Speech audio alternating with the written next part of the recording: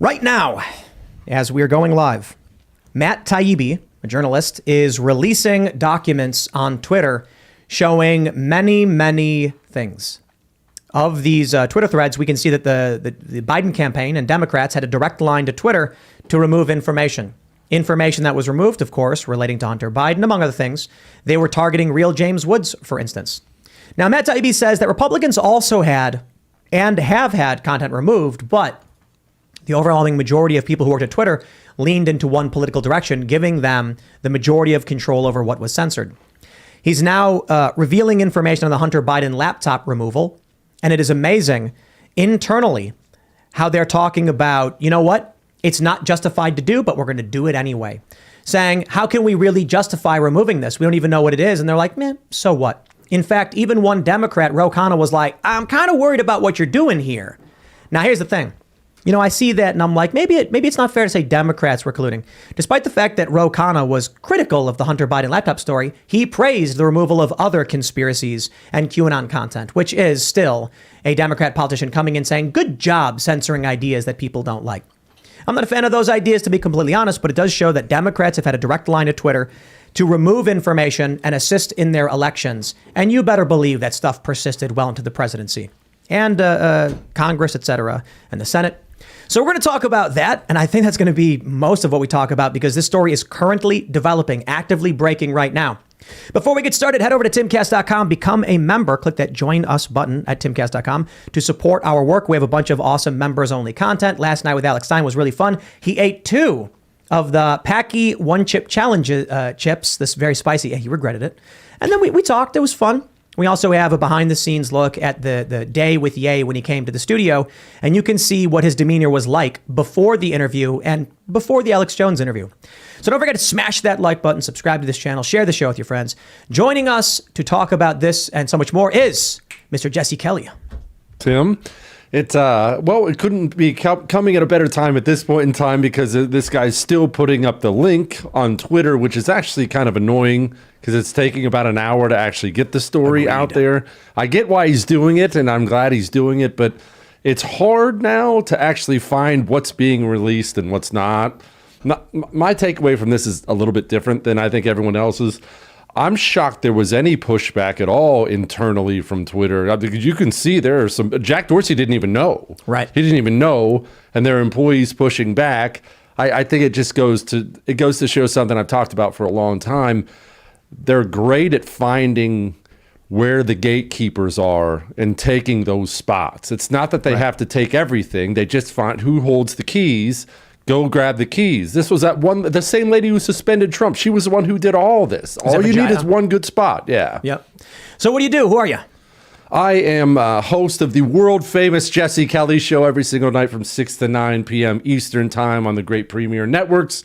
I host I'm Right on the First TV every single night at 9 p.m. So I guess I do TV and radio for a living now, which I have no business doing, but for some reason they enjoy it. You're also like 8 feet tall. I am. I'm 8'3". I'm 6'8", so wow. It's hard to buy pants and flying is miserable, but other than that, life is good. I cannot complain. I get to screw off now for a living. Right on. We got Luke hanging out. Hey guys, my name's Luke Rudowski here of wearechange.org, and I don't know about you guys, but I'm ready for the next PSYOP, and that's exactly what it says on my t-shirt today, officially endorsing Borp for president for 2024. And with the way that things are going, I definitely think that Borp has a big chance to become president of the United States. If you agree, get the shirt on thebestpoliticalshirts.com because you guys do. That's why I'm here. Thank you so much for having me. Hi, everyone. Ian Crossland here. I had an emotional week. How about you?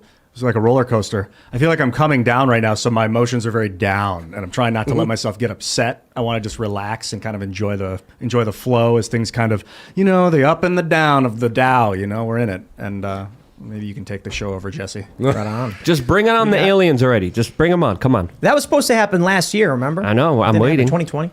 We got Serge pressing all the buttons. What's up, guys? Serge.com. Checking in. Because we're here to have a good time and waste some of your time, we have this story from the Babylon Bee. Check this out.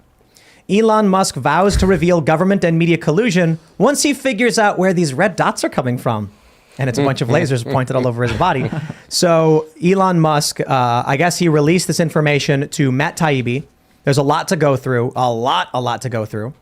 And the first handful of tweets were so boring, and I was like, okay, I'm out. Like, it's like exposition of, hey, you know, there was censorship and collusion, and we're like, yeah, we know that. And so, but finally, I think around tweet number 8, Matt Taibbi started to drop hard documents. What this shows is that Democrats had a strong direct line to Twitter to remove content that they felt should be removed. Let's just put it that way. It benefited them. They targeted people like real James Woods. Now, Matt Taibbi says both parties had access to these tools. However, he goes on to say the system wasn't balanced. It was based on context. Because Twitter was and is overwhelmingly staffed by people of one political orientation, there were more channels, more ways to complain, open to the left, well, Democrats, than the right. He says the resulting slant in content moderation decisions is visible in the documents you're about to read. However, it's also the assessment of multiple current and former high-level executives. So currently, he's releasing a lot of really interesting stuff. How about this one? White House spokeswoman Kayleigh McEnany was locked out of her account for tweeting about the Hunter Biden laptop story, prompting a furious letter from Trump campaign staffer Mike Hahn, who seethed at least pretend to care for the next 20 days. This led public policy executive Carolyn Storm to send out a polite WTF query. Several employees noted there was tension between the comms and policy teams who had little and less control over moderation and the safety and trust teams. I think the one of the big things here was that you have this. This is, let me just read the tweet.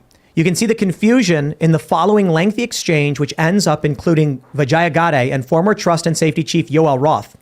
Comms official Trenton Kennedy writes, I'm struggling to understand the policy basis for marking this as unsafe. But at this point, everyone knew this was effed, said one former employee. But the response was essentially to err on the side of continuing to err. So we'll go through this. I'm not just going to track every single tweet. I want to get your guys' thoughts on what you've seen so far, and then we'll bring up tweets as we go. Evidence of direct collusion. What do you think? I think it's the least surprising thing in the world. Now, I'm glad we get to see the actual documents. I mean, I'm glad it's not just us assuming things, because you're looking at actual emails here. But is anyone shocked tonight? Is anyone shocked to figure out that Twitter is staffed by a bunch of commies, and that Twitter will censor out people with voices on the right, and that Twitter has a direct line to people in the White House? This is how it's worked for a long time. This is why people don't worry about re-election when you're in the Democratic Party, because you jump right from the Joe Biden administration. You go work for Twitter, or you go work for CNN, or you go. It's all just what's that George Carlin saying? It's all one club, and we're not in it. Yeah, that's what it is. It's not surprising at all. Half these people are probably going to go work for Joe Biden next week. That's right. Well, it's very interesting because obviously Democrats had more connections to Twitter. Twitter obviously had a lot of employees there that were also donating a lot of money to the DNC. But it was, according to these leaks, both parties that had access to these tools, and both parties, including the Donald Trump administration and his White House, had requested certain individuals be banned, and their requests were granted. Now, a couple of days ago, The Intercept launched a story about how the DHS was going around and banning people on big tech social media, predominantly because of a law passed by Donald Trump. So what was Donald Trump's involvement here? Did he create the tools? I mean, obviously, he passed a law with the DHS, according to The Intercept, that allowed all of this to happen from the very beginning. But did he set up the tools that entrapped him and hurt him eventually? I think that's worth asking today, especially with number 10, the reveal that Matt Taibbi talked about. And I think it's worth considering the larger implications of it. What do you guys think?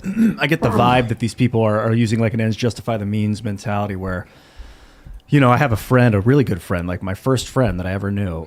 We've been friends 45 years, 43 years, something. And he was like, sometimes, you know, you just have to punch. He was like the punch a Nazi mindset. I don't remember exactly the way he worded it. He's like, sometimes you got to use violence to stop evil. I'm like, no, dude, then you become the evil.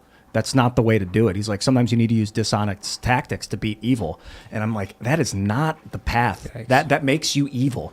And maybe he's right, because George Washington, dishonest, sowed confusion in his enemies, won the war. So there's an argument I see, but we're not at war in the United States. We're all civilians living in normal life. You're not supposed to like ban people because you're afraid that your political opponent. That's my opinion. I think that what they did was evil.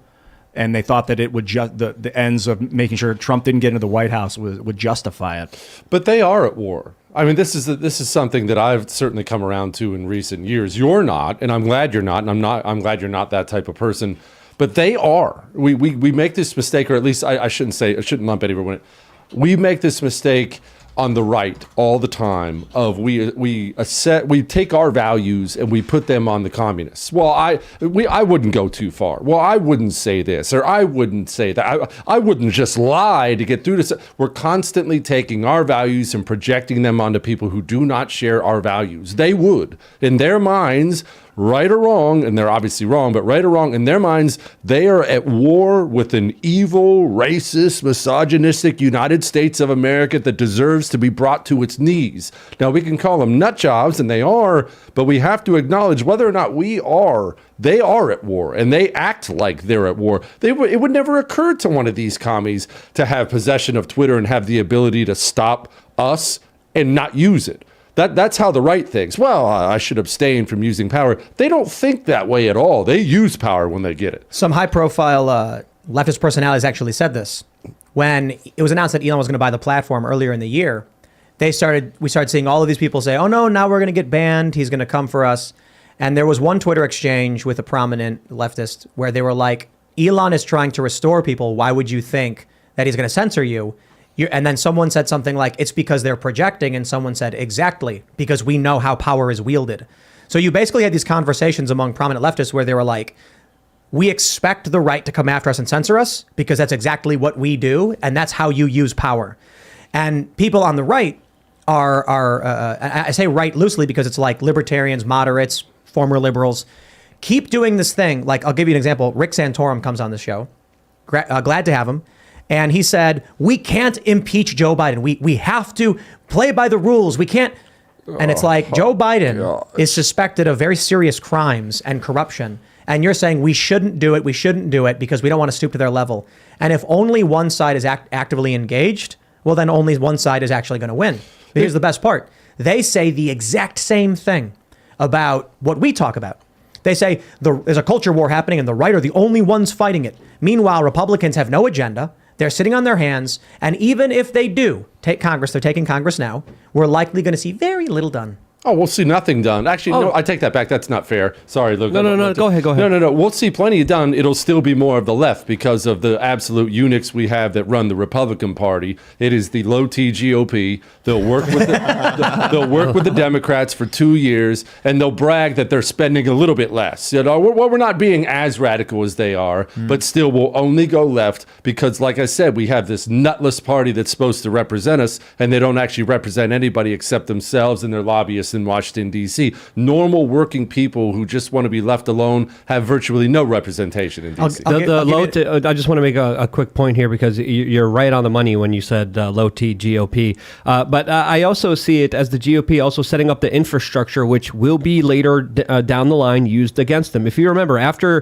9/11, the GOP set up a national security state, which now is turning inwards instead of outwards and is looking at the people who set them up, the political party who set them up, as enemies of the state, punishing them, censoring them, not allowing them to organize, not allowing them to do anything and have any kind of significance when it comes to future political power. So the GOP, even though they're low T, they do deserve to be criticized for setting up the DHS for censoring people. They should be criticized for setting up this national security state, which is used against the people. I want to give you guys an example, and it probably requires a lot of examples so you can understand the difference.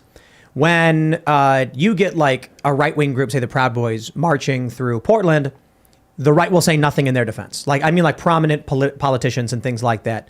In fact, they'll probably be like, we reject white supremacy. Donald Trump, stand back and stand by, which was a wacky, nonsensical statement. When far leftists across the country started burning down buildings and quite literally killing people in the summer of love, Joe Biden's campaign and Kamala Harris herself solicited donations to bail these people out.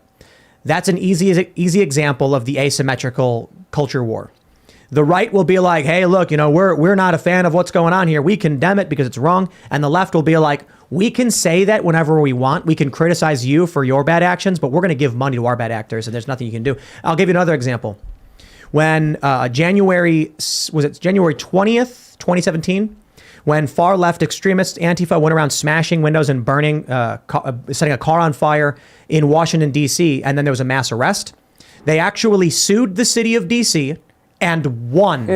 Antifa won, I think like 1 million plus or some ridiculous number, and most of their charges were dropped. that's asymmetrical. Well, it was Mao who said all political power comes from the barrel of a gun. Yep. These people, it is, if you were to poll the average American, not just left or right, but just to go find 10 people in the mall somewhere and ask them who commits political acts of violence, most of those people would say the right. And I want to make sure I give them credit because they chronicled it. I didn't. Breitbart actually listed all 395 incidents of assault and murder against Trump supporters during Trump's 4 years in office. It's a laundry list of people getting shot in the head, Molotov cocktail. It is nasty, yet people don't know about this. Why don't they know about it? Because the people who bring us the news in this country, I know people think this is too harsh. They actually want to see you hurt. They do. It's not that they're ignoring it. They're not biased. They're not liberal. They're not to the left. No. They are actually your mortal enemy. And if you were to get shot in the face for what you believe crossing the street tonight, not a single one of them would shed a tear. They wouldn't even report on it because they'd be thrilled about it. They would report on it. What's the old saying? Do you know?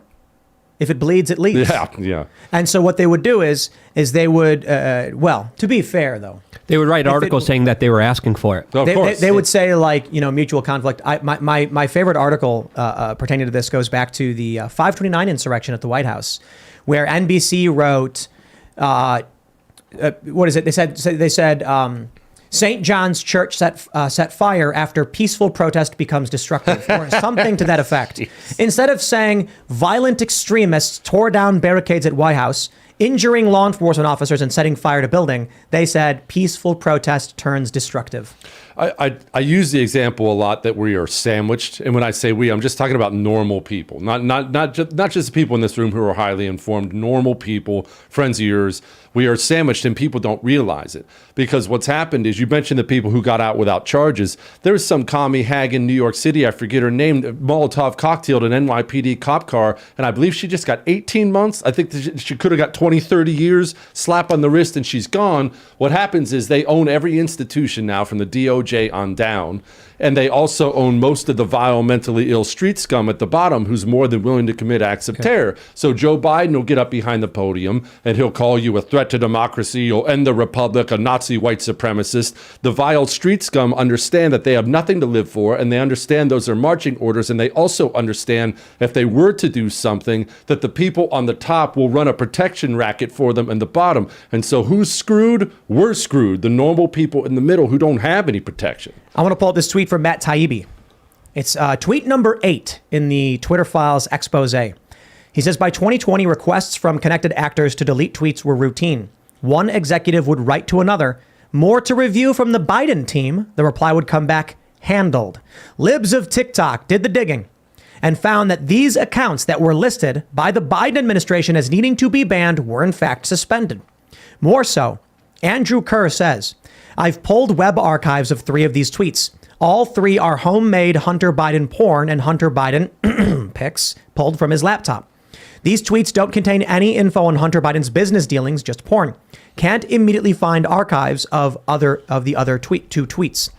The Biden administration was embarrassed about a family member unrelated to the campaign, as far as I know, and Twitter obliged in removing negative information.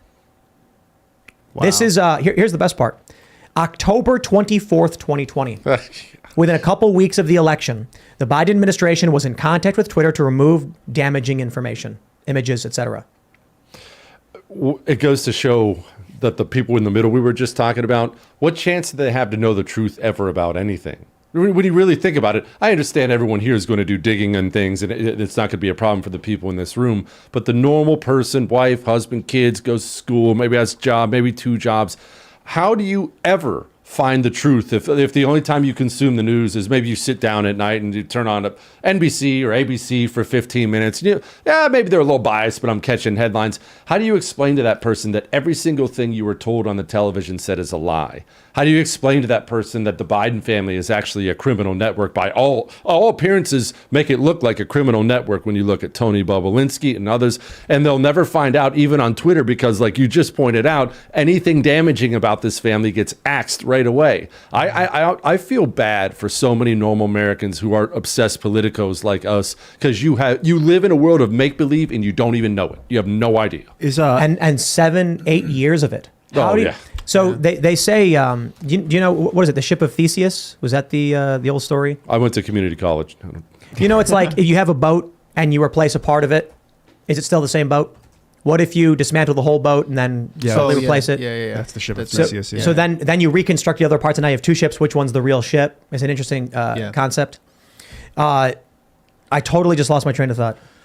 I think after 9, there's meaningless 10 point. that I think is also worth noting and putting up there, which I think is worth discussing, because I do see Washington, D.C., sort of like Lord of the Rings, and power that political parties wield against each other is that ring that all the parties refuse to throw away but want more of that power and authority. But number 10 reads, I don't know if you want to read it, Tim, or if I should. You read it. It says by Matt Taibbi, both parties had access to these tools. For instance, in 2020, requests from both the Trump White House and Biden campaign were received and honored. However, 11 goes on and then explains how it was mainly Democrats using this system, but in fact, the Trump administration did use it as well, which makes you wonder who did it first and what kind of Pandora box was open from here. Except I think your framing is incorrect. The point he made in 11 is that because most of the people who work at Twitter are leaning towards the Democrat Party, they are the ones who were like, that was the bias. So when we hear that like Trump had the ability to flag tweets to his campaign, it's kind of like, yes, of course. Conservatives are on Twitter, liberals are on Twitter.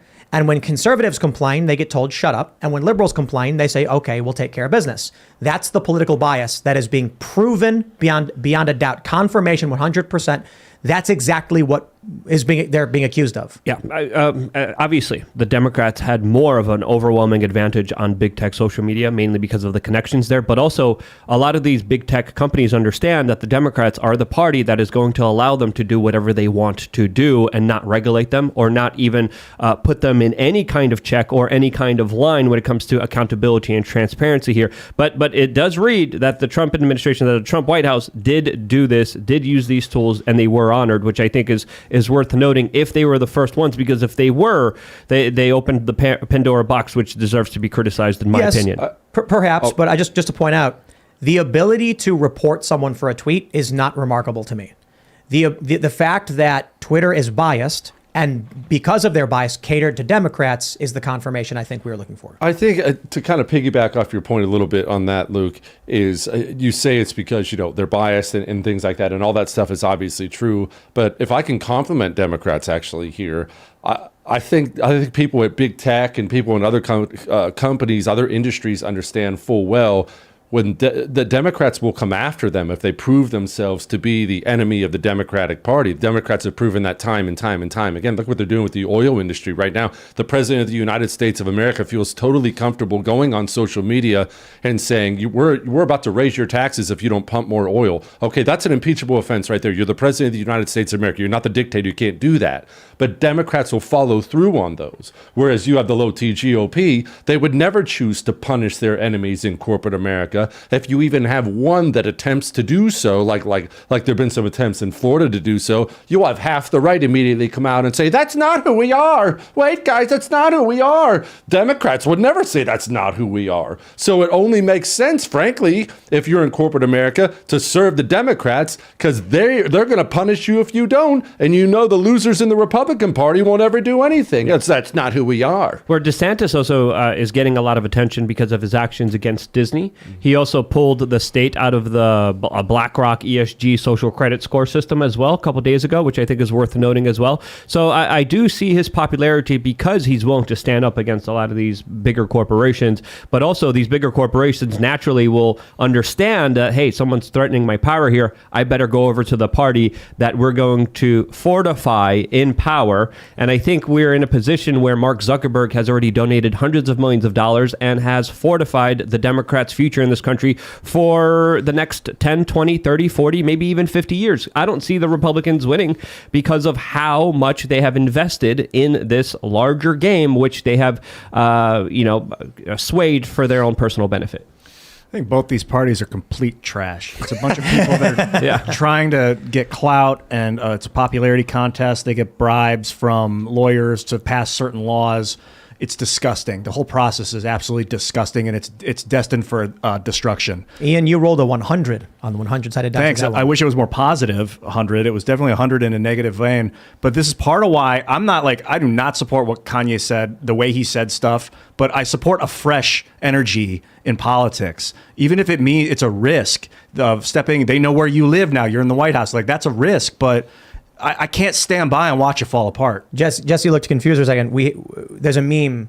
When you roll a 20 in Dungeons and Dragons, it means it's like a perfect success, and when you roll a 1, it means a perfect failure. So whenever Ian says something, people will rate him in the chat as either a 1 total failure or a 20 total success. But he has a 100-sided die over there. So when he said both parties are trash, I said, you rolled a 100. It's like, it could not be better. I could not have been more lost. I'm glad you explained that to me. I wanted to roll a 100. I just didn't know what it meant. Yeah, you'll roll many 100s. I think you did several times. Yeah, but just chiming in with both parties being trash. And I guess I agree. Here's- Absolutely. saying both parties is a little mind controlling. But Like, you're also insulting trash, though. trash can be repurposed and turned into graphene. I will say to what you just said, Ian, which I agree with. Both parties trash. You're ready for something new. That this is why I believe, just allow me to go here for a second. This is why I believe we're actually heading down a very, very dark path as a country, because this is not unique for America. We are a late stage republic. We've lasted about as long as a major empire generally lasts, and then things start to come apart as things get more and more corrupt and things start to fray a little bit. And then the people hunger for exactly what you just said, exactly what I agree with you on. I want something fresh. But something fresh is almost always something bad. It's almost always something bad that sounds good. They choose to go to the guy who will rise up and say, I will change. I will punish these bad people. I will do this for you. And that's how nations have consistently, time and time again, ended up with some kind of horrific dictator. Because the people who are in charge suck. And I'll eventually get to the point where I'm so sick of them, I'll pick anybody who's going to go beat up these people. And that's where I think we're going, sadly. Yeah. Dorsey's involvement here is also interesting because, as Matt Taibbi points out, he didn't know that a lot of this was happening. I mean, some people are questioning that, like, is that really possible here? But the last kind of statement by Matt Taibbi right now says that, quote, there are multiple instances in the files of Dorsey intervening to question suspensions and other moderation actions for accounts across the political spectrum. Now, if he was, questioning and intervening and trying to stop some of this, which it looks like he was absolutely unsuccessful in doing so. So was Vijaya Gadde calling the shots here? Was she really in charge here? And was Dorsey just a representative figure that couldn't do anything and just sit on his hands? I think it's worth asking after looking at these kind of documents. What do you guys think? Tim, you talked to these people. Was Vijaya more in charge of Jack, or is Jack more capable here? So a lot of people had said that she was the one who was actually in charge. Jack Dorsey was just a figurehead. He had left the company. I don't know the exact time frame, but didn't they bring him back after like Dick Costolo or whatever? Yeah, they brought him back to be CEO for the second time. But he wasn't really the CEO, as a lot of people said. I don't think he was either. I think he was a figurehead. It's like, he's the founder. We need confidence in the company, so bring him back. He had very little stake in the company at that point. He had very little control over it. And he would say all of these beautiful things that never happened. It's kind of like what Apple did with Steve Jobs. He left. They realized, we're failing now. We need the vision again, bring back the visionary. But, at some point, it's the owners that run the network. And I think the owners vested a lot of faith in Vijaya and basically gave her carte blanche to make decisions. And if she violated their wants, then they would have let her know. I kind of disagree with that a little bit, because I don't think they ever worry about owning, and I don't think they ever worry about popularity. The communists have done this very, very well for a very long time. Yeah. They worry about, I brought it up a little bit earlier, they worry about the choke points. Just go find and control the choke points, and then you control the company. That I really need to not say her name, and I'm going to screw that up and say something I don't want to say. The Gotti chick, she's not a majority opinion. Like I brought up at the beginning, I was surprised by the amount of pushback there was within Twitter. Hey, do we even have justification for this? Well, she didn't care. She was in the one spot where she could be. She found the one spot in the company she could get to where she could make sure that she could play God, and she got there and she played God. They do this all the time in endless walks of life, way beyond Twitter. They do it, an example, you hear people complain all the time now about there'll be some small red town in Oklahoma somewhere, some small 5,000 person town in Oklahoma, they're having a child drag show, and people are freaking out. How does this happen? It's a 98% Republican town. Well, how it happens, if you ever dig into it, and I've dug into these things before, it's never the majority of the town. They don't need the majority of the town. What they needed was one guy at the city parks department who sought out that position for that specific goal. He found the choke point, and then he pushed it. That's how these things happen. The truth is the commies have always been better at government than anyone on the right, libertarians, conservative, nationalists, whatever you want to call yourself, because they live and die for it. It's their profession. It's their religion. So you've never been to a city council meeting. Most people watching, even Timcast, as big as this show is, 1% of this audience has ever been to a city council meeting. Yeah. They never missed a city council. The state is their religion, and they love telling people what to do. Of course. I will say that of our audience and guests, we get some credit because Alex Stein has certainly been to many meetings. He was here yesterday. He does a good job. I want to pull up this tweet here because this is a really good point. Former VP of Global Comms, Brandon Borman, asks, can we truthfully claim that this is part of the policy? And this goes to show that when they censored the Hunter Biden laptop, internally they knew they had fabricated a reason for censoring politically damaging information on the Democrats. And this is him saying, can we truthfully claim that's part of the policy, like the hacked materials thing? When this story dropped and they said, you can't publish hacked things, everyone went, you just made that up. There's, at the same time as they're saying you can't do that, there were other hacked materials that were going around disparaging people like Trump. What about the taxes and stuff like that, right? Files that get leaked, they never cared about. Now, all of a sudden, they made up a fake policy to enforce. It's not just that we can see Democrats were well connected and they were banning people. We can see internally they were struggling with some kind of way to publicly justify overt political bias to benefit Democrats. And look how brilliant it was. Again, I want to give them credit. Look how brilliant it was that even when they knew they screwed up, and obviously, as you just pointed out, they knew they screwed up, they still didn't pull back. They didn't pull back because they knew they only had the last of the election. The right would never do something like this. The right has spent the last week and a half tripping all over themselves to denounce this and condemn that. And I absolutely condemn this. Oh, my goodness, don't associate me with that. They don't think in those terms. They're thinking, hey, let's just batten down the hatches for 3 weeks. Who cares if we're a bunch of dirty liars? Let's win an election. We'll hash it out at the end. It is the one of the best quotes I've heard. I can't remember who said it. Republicans care more about the opinion of the New York Times than the opinion of their constituents. Oh, 100% yes. If people really understood how the Republican Party talks about their base behind their back, they'd probably vote Democrat. That's how bad that's how bad it is. They have such disrespect for their base. They spit in their face all the time, over and over and over and over and over again. I can't stand it. It's totally defunct party. It's garbage. It's not but MAGA party changed it a bit. The MAGA candidates who came in are different from the establishment Republicans, but the establishment Republicans still have control of the whole thing. Yeah. Like Trump did come in and take control in a certain respect, but you can see how 2016 to 2018, Paul Ryan, the Republicans had everything and got nothing done. Republicans side with Democrats on the Russiagate nonsense. Yeah. And then you get into the next phase.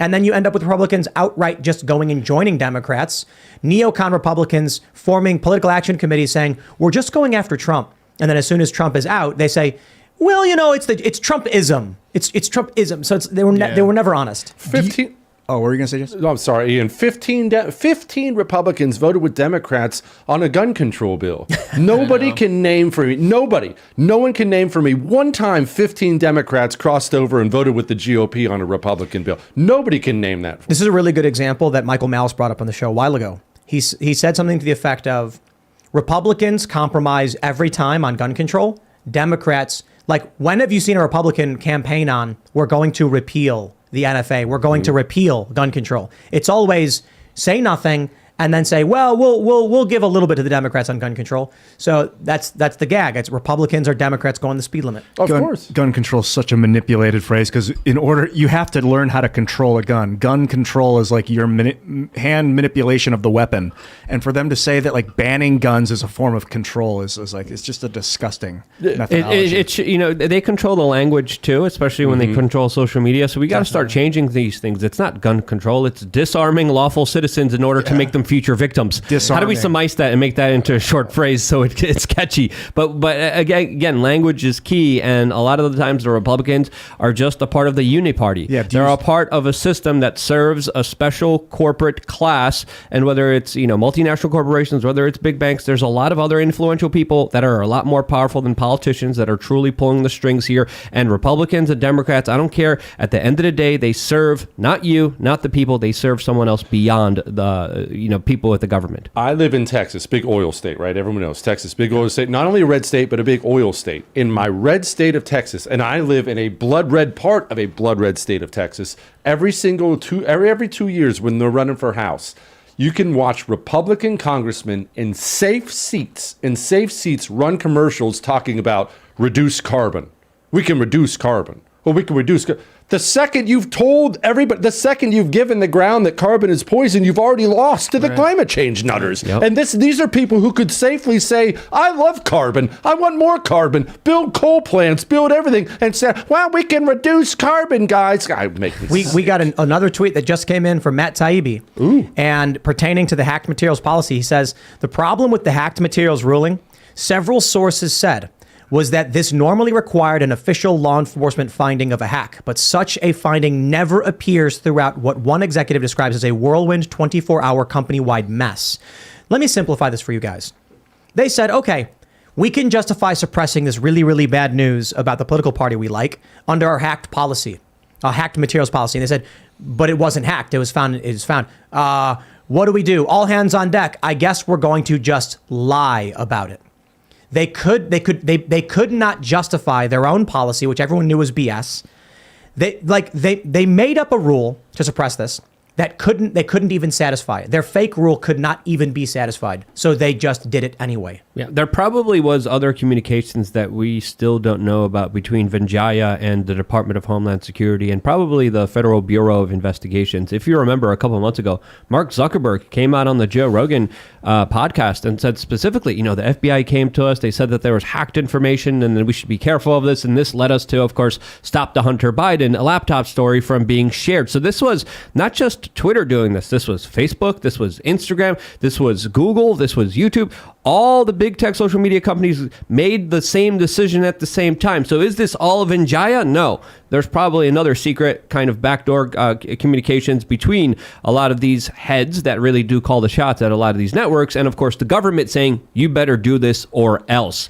Now, they probably signed a lot of non-disclosures. There's probably a lot of secret communications. I think this is only just scratching the surface of what we're finding out here. And I think it gets a lot more sinister and a lot more deeper when you see this story, not just censored by Twitter, but censored by everybody at the same time. Coincidence? I don't believe so. I don't believe in coincidences. Coincidences are just secrets that the government is hiding from everything we're learning within the last few days. Well, remember, too, the Facebook thing. A lot of people actually don't realize this. They remember the Mark Zuckerberg thing, and they remember him talking to Joe Rogan and saying the FBI came to us. What many people do not understand is the time frame of that.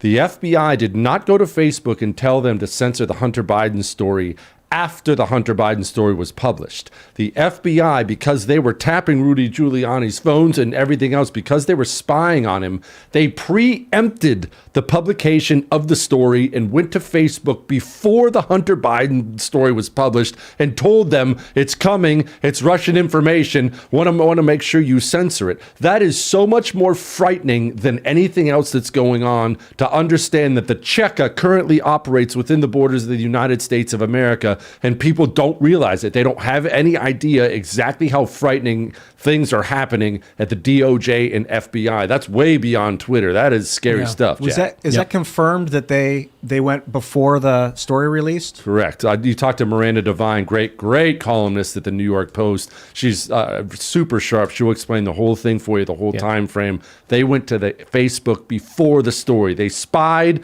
stole the information, then preempted the story. And then Stasi stuff. Not just that, but this is another important aspect here, because they said it was Russian disinformation. They knew it wasn't, because they interviewed Tony Bobolinsky that confirmed the story. They knew the laptop was real. They knew everything inside of that laptop was legitimate. They had the evidence. They had everything in front of them. And then they decided at the FBI, well, this is going to hurt Biden. Let's just turn this into Russian disinformation. Let's go around, tell everyone that this is it preemptively, which is even more sinister than, Venjaya just saying, I don't like this, bye.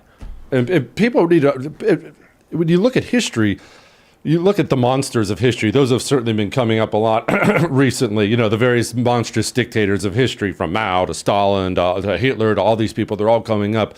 Well, people do realize that Mao and Stalin and Hitler, after they took power, didn't actually kill anyone, right? Their state police did.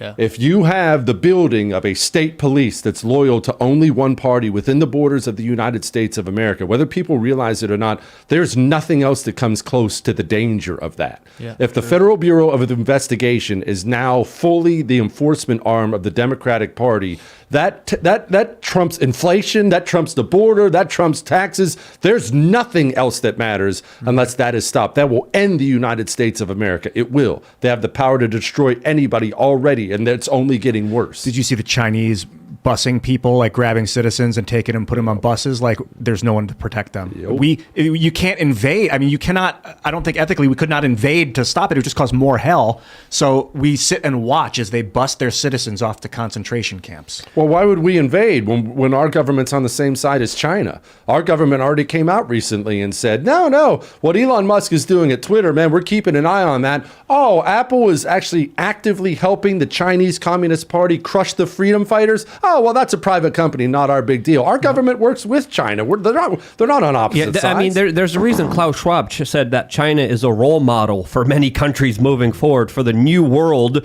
as he described it. And again, what's happening in China is what's going to be happening here if we keep on this trajectory of allowing federal authorities to abuse their power, to hurt people because of their political expression, and to suppress larger ideas of discontent and debate. We're seeing an intervention in our society that is destroying any kind of legitimate pushback against an illegitimate authority that is abusing their power. And it's extremely dangerous if we keep on this road. We got the final wrap-up from Matt Taibbi. He says, it's been a whirlwind 96 hours for me, too. There is much more to come, including answers to questions about issues like shadow banning, boosting follower counts, the fate of various individual accounts, and more. These issues are not limited to the political right. Good night, everyone. Thanks to all those who picked up the phone in the last few days. Good work, Matt. Yeah, Matt's fantastic. He's been doing a good job for a long time. Elon too. Nice work, man. Yeah, absolutely. That's gutsy to buy a company and then put that out there. He didn't have to do that. I get why Vijaya Gadde was crying. Every single time more information comes out, she never thought somebody could muster up $44 billion to buy the company. She thought she was invincible.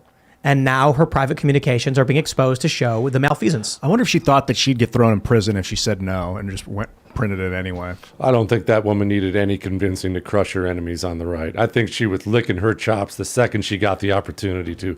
Who's going to throw her in prison? The FBI? She'll probably be their director next year. That's right.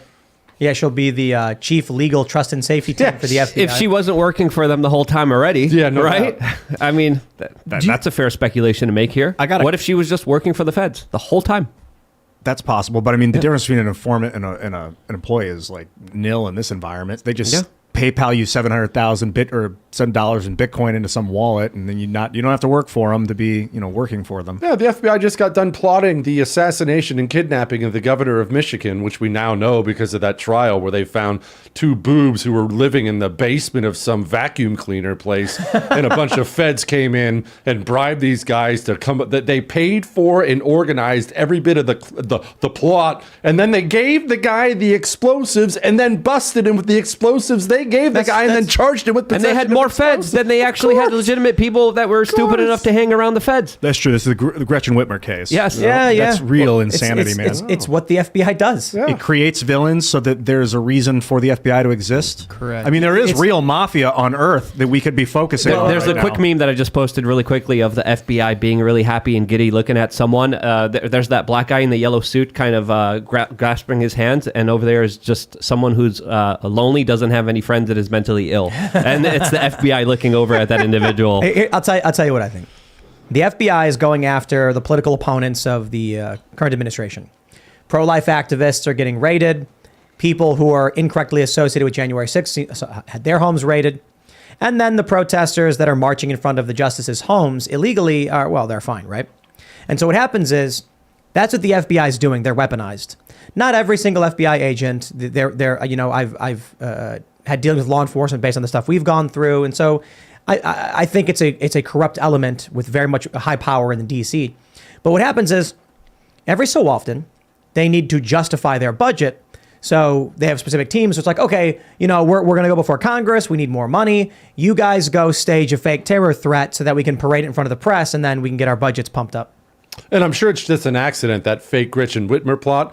It got publicized October, right before the election, right when they're trying to build a narrative of the violent right-wingers. Miraculously, all the arrests were made, and an October surprise. I'm sure that's just a total coincidence. And speaking of January 6th and people unfairly associated with it, what about the people who actually are associated with it and they're still not being treated fairly? We talk about China and their human rights abuses all the time, and rightfully so, because China's a piece of trash country. Well, their government's a piece of trash. But in the United States of America, as we speak, we have United States citizens who have been held without trial now for 2 years. If you watch Vladimir Putin do that, you'd hear every single Tom, Dick, and Harry in this country talk about how he's a dictator and that's horrible, and I'm just glad I live in the West. That's happening right now in the United States of America. I don't care what you did. I don't care if you murdered somebody. 2 years without trial, you're being unfairly treated by the justice system, let alone sauntering into the Capitol and snapping a selfie in front of Nancy Pelosi's desk, and you're holding these guys in terrible conditions for 2 years.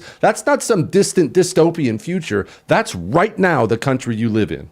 You know, we're frogs in a pot as the water starts boiling, because I say it often, but if you were to describe the events of this year, last year, the year before, to someone 6-7 years ago, they would tell you were lying. Yeah, 100%. Like, imagine going to someone in 2015 being like, well, it's 2020, after the pandemic and Donald Trump's presidency, there was a risk of war because China, they had concentration camps. What are you talking about? Dude, well, Elon Musk, he bought Twitter, right? What?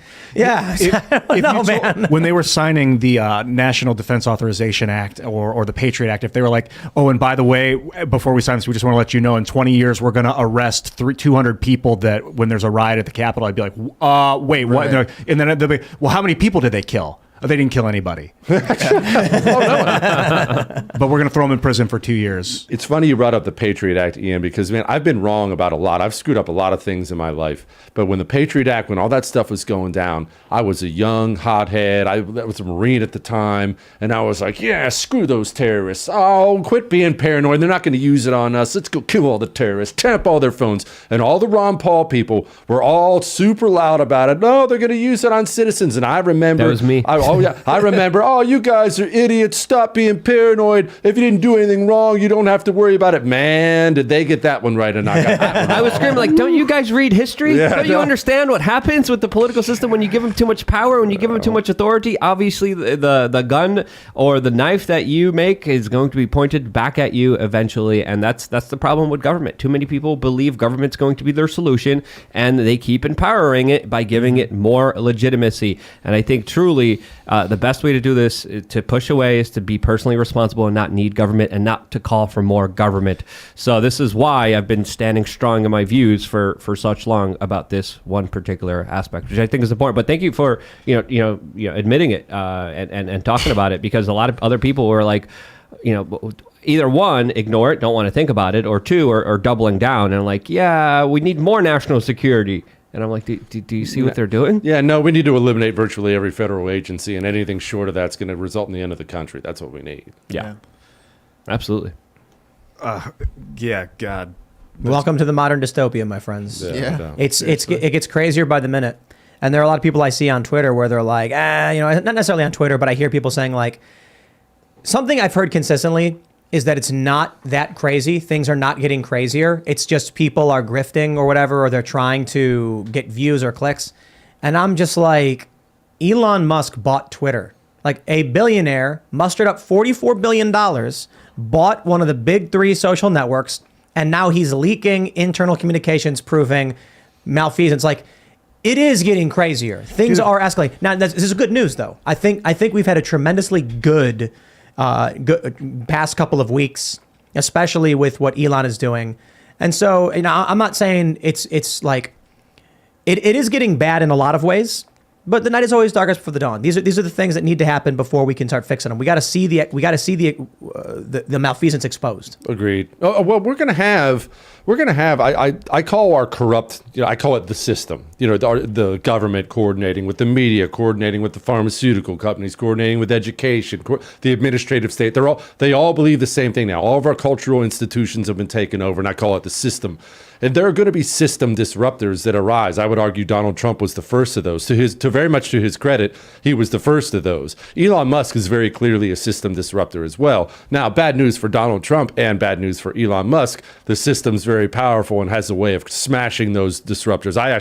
I'm one of the ones who's very pessimistic about Elon Musk. I say he's either going to bend the knee or he's going to wish he had at the end. But then another one will rise and another one will rise, because we're not a minority. The people who are watching us right now and nodding their heads and agreeing, they feel alone. There are tens of millions of us. So there'll be more system disruptors who rise. I think Elon made a bet.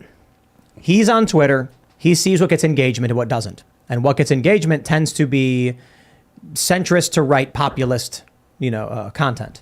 He likes it. It speaks to him. He considers himself a centrist. He puts up a poll. Should we have a peace deal to stop the war with Ukraine and Russia?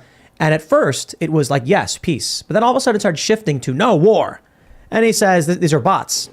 All these people start making fun of him. Oh, you didn't go your way, so you're blaming bots. So he says, okay, let's find out. He buys the company. He then does the Trump poll. 52% to 48% reinstate Trump.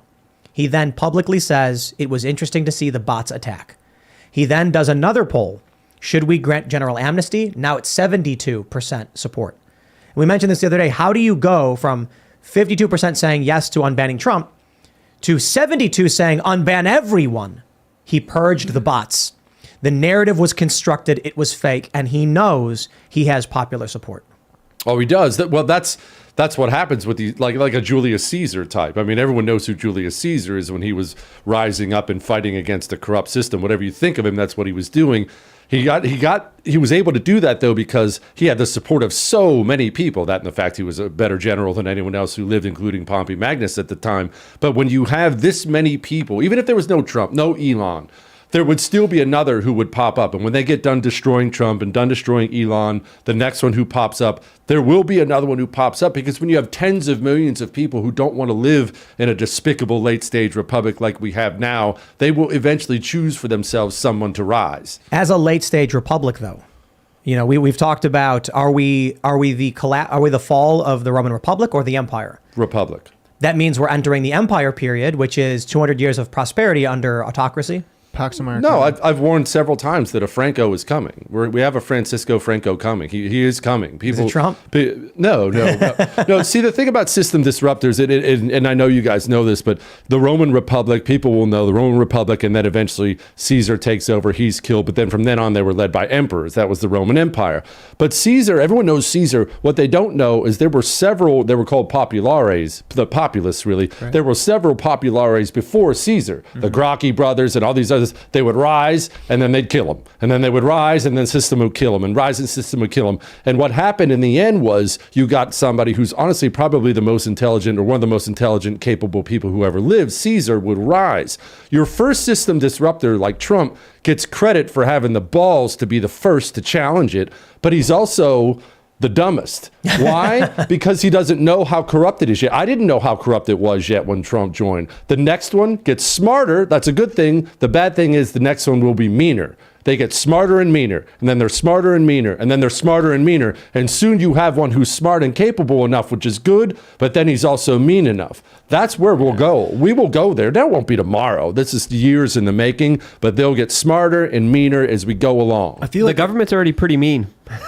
That's why the system disruptor gets smarter and meaner, though, because they learn from the last guy's mistakes. I can't do this. I have to make sure I smash them. I have to make sure I do this. Smarter and meaner, and then sooner or later, people are getting their fingernails pulled out, and you look around and say, how do we end up with this country? Well, that's how. We're getting these cultural people that appear that are trying to change the culture, and the system's inoculating itself against cultural change by taking control of the culture through mass media. They're trying to. I keep thinking, how do we fix the culture on earth? And what I realized is I'm not going for a cultural victory. I'm going for a religious victory.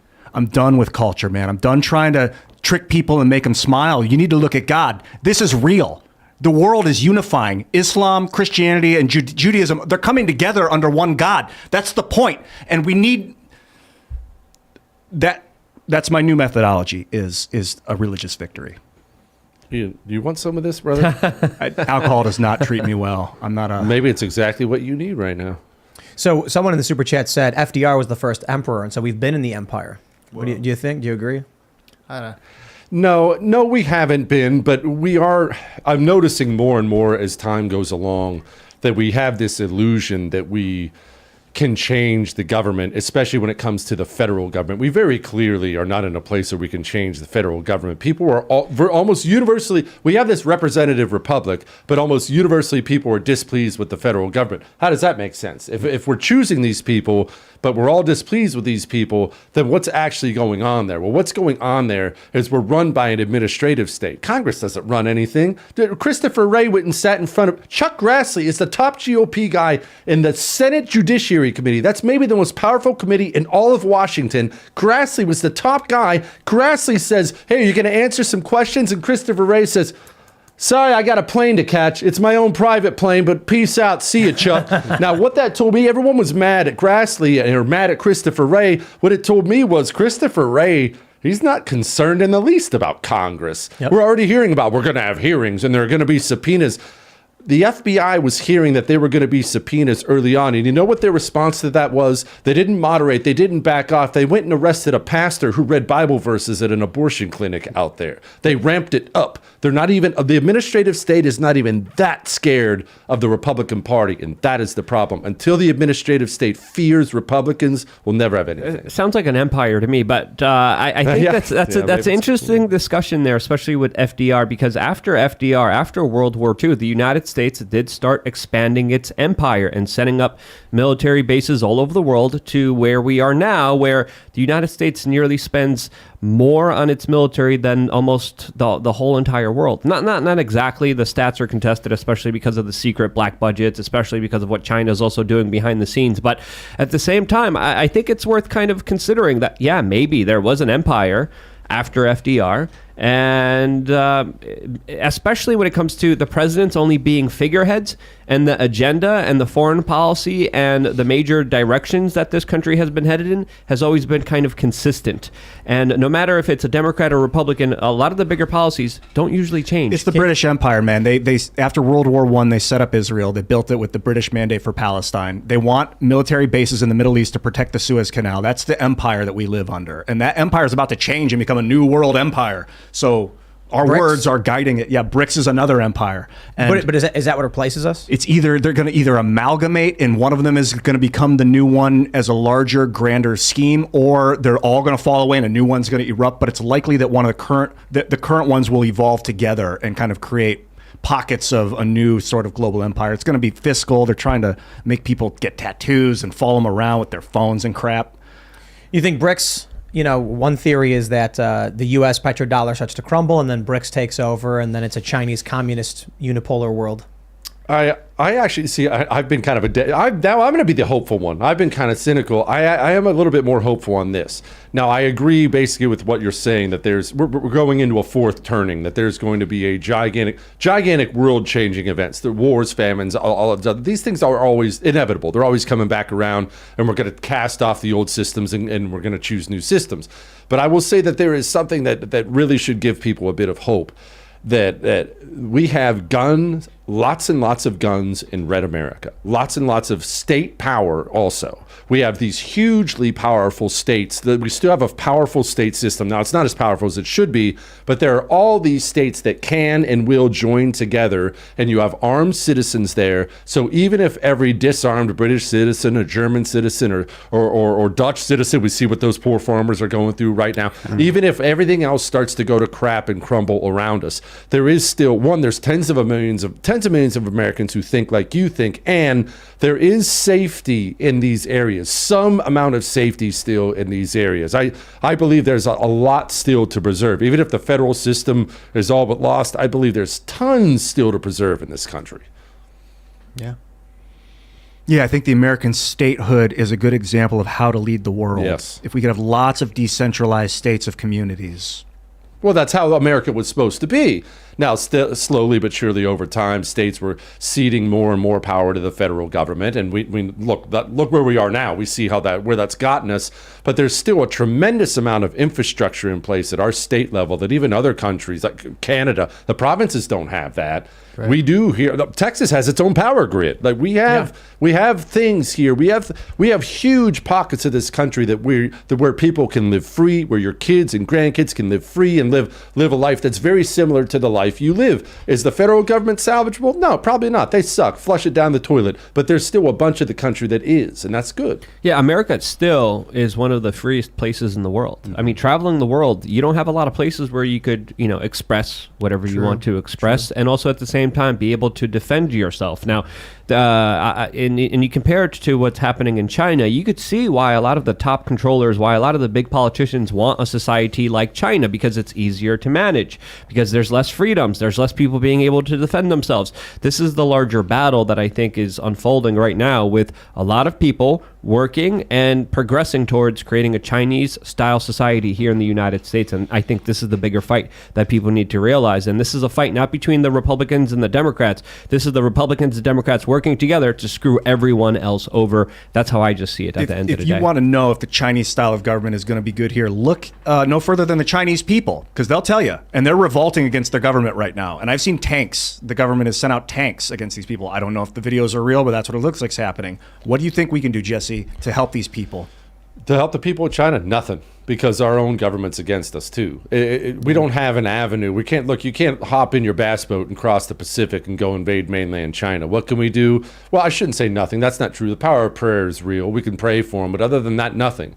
Now that we have our own broken government, we are sadly in a place where people are going to have to wake up and realize that the days of, bouncing around the globe and being for the forces of good, if you ever really kind of subscribe to that sort of thing, that's going to have to go away, because we have real problems here at home. All the leaders of the Western nations, I say this all the time on my show, they all share the same characteristics now, the same three, all of them. And that's not just America. It's Germany, Britain, all of them. They all, no love of country. Many of them hate their country. The leaders of our institutions, from the president to our entertainers to our athletes, many of them hate the country. But even if they don't, there's no love of country. If you wake up, you probably do. You wake up every single morning and something will occur to you and you'll think, man, that's bad for America. Or man, I wish we would do this because that's good for America. Right. Those thoughts never enter the minds of the leaders of the Western nations now. Mm-hmm. Two, they don't have any connection to the real world, how normal people live. Somebody right now is watching Timcast and just got off of his second shift of the day, and he's sitting down and just wants to watch it, catch up on things, and the people who run our society have no idea what that guy goes through. And three, they see themselves as kings and queens. The leaders of the West used to look at themselves as the knights who would guard the freedoms of the West. Now they look at the freedoms of the West and they're disgusted by them. They think the problem with the West is your freedom. You can look what we're talking about all night tonight with Twitter. The problem is you can say whatever you want. What? That's ridiculous, peasant. You can own a gun? Oh, that's horrible. I, as the king, should be able to tell you where to go, what to eat, where to drive, what you can say and what you can't say. That's the problem. There's two ways to look at it. That at a certain point, we lulled ourselves through our comfort into letting these people take control of the machine, or we can say that over time, these people started to gain control of the machine. You have, like you mentioned, they used to be the knights defending freedom and standing up for us. I mean, these are the founding fathers, the battles they fought. Now it's the parasitic manipulators who are leeching off the system. And I guess the question then becomes, is it because we were apathetic and let ignorant, what's the saying? The penalty for not being involved in politics is that your lessers will rule over you? Mm-hmm. Mm-hmm. Or is it that evil people manipulated the system to take control from us without us realizing? It was because we were apathetic. Evil people have always existed. They existed 3,000 years ago, 1,000 years ago, 50 years ago. Evil people have always been there.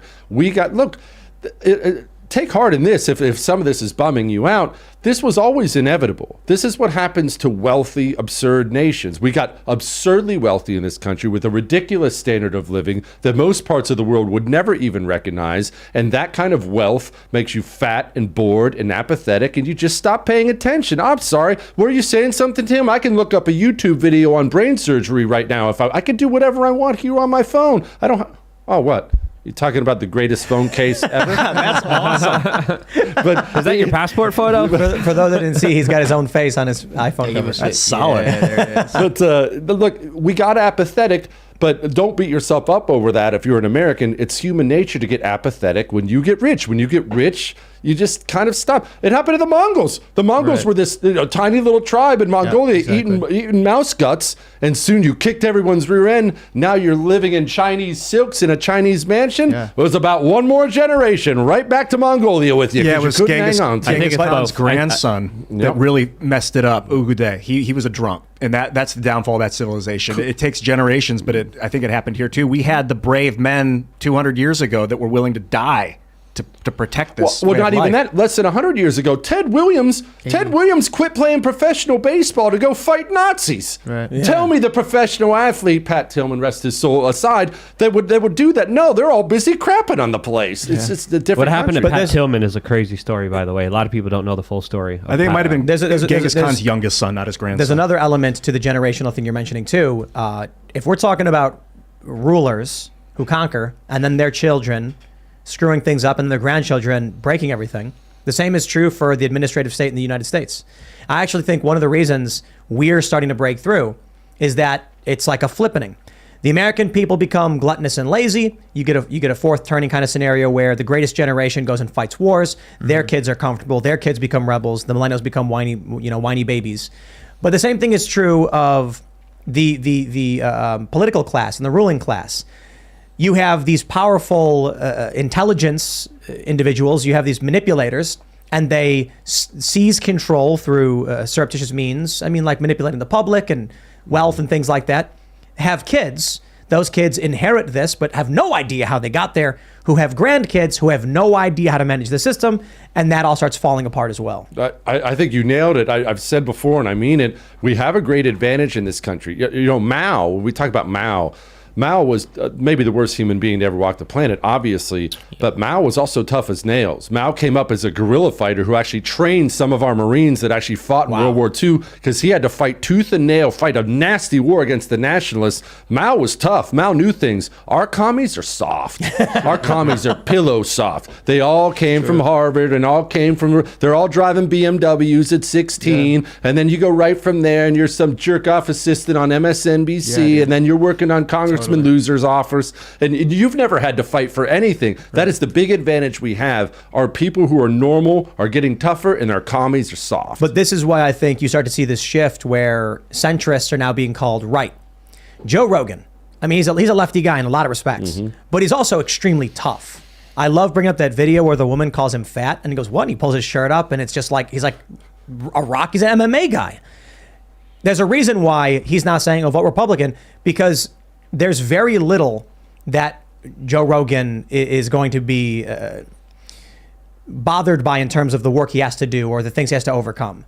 You end up with moderate or left-leaning liberals who grow up in hardship, work hard, and then when they get older, I think for like me and my friends, we're being called conservative now because we're just liberals who believe in hard work, who are not so frail and scared that we are like gotta censor everything that offends us. We're like, the worst thing ever happened to me wasn't someone insulting me. It was that time I got shot at in Chicago. You know what I mean? Like, so your words really don't bother me. But then you have the really, really soft millennials who feel physical pain when someone says a naughty word. And that becomes the new separation between left and right, or a large component of it. No, I think you nailed it. They're moving so far to the left. They are pushing people to the right. But we should also keep in mind, they don't worry about popularity the way the right does. It's actually a huge failure of the right. You'll see the right do this all the time. Roe versus Wade is a great example. Don't care what you think about abortion. I know I'm a hardcore pro-lifer, more to the right on that issue than most people. So it doesn't matter. But the point of it is this. They overturned Roe versus Wade. Immediately, some red states started banning abortion in their states. You saw half of the GOP politicians and pundits out there, the pundits on the right. Guys, this is too far. This is going to hurt us at the midterms. This isn't popular enough. When have you ever heard one of the communists say, well, I'm worried about the popularity? No, they're busy shifting the culture their way. They're busy getting wins while we're hand-wringing. Are we sure? What about the suburban women? Screw the suburban women. I want to give a shout out to our good friend over from Eve6 because he had one of the best tweets I've ever read. Elon Musk said, "You know Twitter is being fair when extremists on the far right and far left are simultaneously upset. Twitter aims to serve center 80% of people who wish to learn, laugh, and engage in reasoned debate." I mean, that's basically where we are. And the question here was that Elon banned EA over this symbol that appears to be a swastika within the Star of David, calling it incitement to violence. Okay, I don't see how that's incitement. I think it's offensive. But shout out to our good friend, Max over at Eve6, who tweeted, "People on the right are holding you to your free speech absolutist position, which has obviously turned out to be fake. And people on the left are mad at you because you're a union-busting billionaire centrist, which is the most annoying kind of right-winger." You can tell he's a poet. But that right there is exemplifying everything the enlightened centrist people have been saying. It's like, dude, most of the people who are like center left or whatever have said this. Yeah, there's some views I have that are probably a little left leaning and some that are a little right leaning. And then the left immediately says, right wingers. And you're like, okay, I guess. He just said it right there. Okay, there you go. A centrist is a right winger. That's what he said. Well, it's because they don't, like when we think about the political spectrum, we often think about this line, if you believe this, you're more to the left or you drift more this way or right. And they don't look at it that way because this is not political for them. This is religious for them. It is a religion. And if you're, let's say you're a devout Christian, are you allowed to just, hey, you know what? Those 10 commandments, love them a lot. Number 8's going to have to go, though. That's not going to work for me. No, immediately that is, well, no, that's wrong. You're standing against our religion. What are you talking about? That's part of the religion. That's why they're so strict with their people, because it's not a political ideology. They worship it. It very much is a religion for these people. Think about this. There was a great point I read on Twitter. I can't remember who said it. When Roe v. Wade gets overturned and the Republicans immediately start scrubbing abortion, pro-life issues from their websites, the question arises, do you actually believe in being pro-life? Because if you're going to hide and not show anybody that, it was clearly never an issue you actually cared about. You don't actually believe these things. Well, some of these religions, I think, deserve reformation. Like some of them were built a couple thousand years ago when it was okay to beat women, or it was okay, like pork was dangerous to eat because you might get trichinosis from dirty blood. Like now we have good sanitation. So like decadence, for instance, in Islam, it's looked way down upon in Islam. But the reality is it's okay to be decadent if you're charitable. Like have a beautiful life, have wonderful things if you're willing to be charitable with your funds. I think Islam could benefit. I think a lot of Muslims would love to not feel guilt about living in luxury because it's a natural part of affluence. And that comes with, the beauty of God. I don't want to, I'm not trying to be mean, Ian, but I think we're not having the same conversation. We might be having a similar, well, you were saying how leftists are treating this like a religion and saying just because you take out the 8th of the 10 commandments, I think sometimes it's okay for religions to ebb and flow and change with the times. Yeah, but they're not interested in that. I'm trying to classify what we're up against. They're not interested in changing with the times. Now, the only thing they will change is they have to find different malcontents. This is what people don't understand about communism and why people, you're crazy, they're not communists. Right. One, most of the prominent people in the Democrat Party openly call themselves socialists now anyway. I don't know why people think I'm nuts for saying that. 2, communism is not some workers thing. Communism in the Soviet Union looked drastically different than it did in China. Why? Because you had different malcontents. In the Soviet Union, you had the urban poor, so they appealed to the urban poor. Correct. So when you had the Soviet communists trying to put it in China, they were yelling at people like Mao saying, focus on the urban poor. And Mao said, you're a freaking idiot. We don't have malcontented urban poor. We have malcontented rural poor here. Right. We have to change it there. Then it looked different in Cambodia. In America, it looks radically different there because we didn't have those urban poor or rural poor. We had different malcontents here. That's why they focused on the feminists. That's why they focused on the climate change nutters, the LGBT elite Q Air Force guys. That's why they got infiltrated the civil rights movement. You have to find society's malcontents because society is a rock. And when you find the malcontents, what you're doing is you're finding the cracks in the rock, you're filling it and freezing it. That's what communism is. Divide and conquer. That's exactly and that's right. exactly what they're doing. That's why the family unit is one of the key things that they're trying to destroy, that they're trying to prevent people from having, because if they have a strong family unit, they won't be able to worship the state. And personally, if you believe in a parks department, I believe you're a communist. It doesn't take much for me. I think all of the people out there's a lot of communists out there because they believe in the common good, and a lot of this is just lunacy. I mean, hey, I got to speak my truths here, and I'm not gonna be censoring myself here. You commies. I'm sick of the state. Department. Yeah. If you actually look at what the political spectrum is, I would probably be described as traditional liberal or social liberal. Luke, anarchist, probably. Yeah. But in the modern iteration of what these words mean, it's just like they don't mean anything. Like liberal is used to refer to anyone on the left. Far right is anybody who's centrist to far right. Yeah. It's just, it's all nonsense. We're kind of in uncharted territory. Like, what do you do in that situation? Just kind of have shows like this and keep reminding people what you think the definition is and hope that more people believe you than Merriam-Webster when they switch the definition of the word feminist? Like, They've been doing that. Yeah. That's what the websites have been doing. The dictionary websites have been changing definitions in real time. And the definition of woman, I remember we covered this, became circular because it was like a person who identifies as a woman was the definition of woman. And it's like, how do you use the word in its own definition? What does this mean? Yeah, and look, to answer your question, there is no...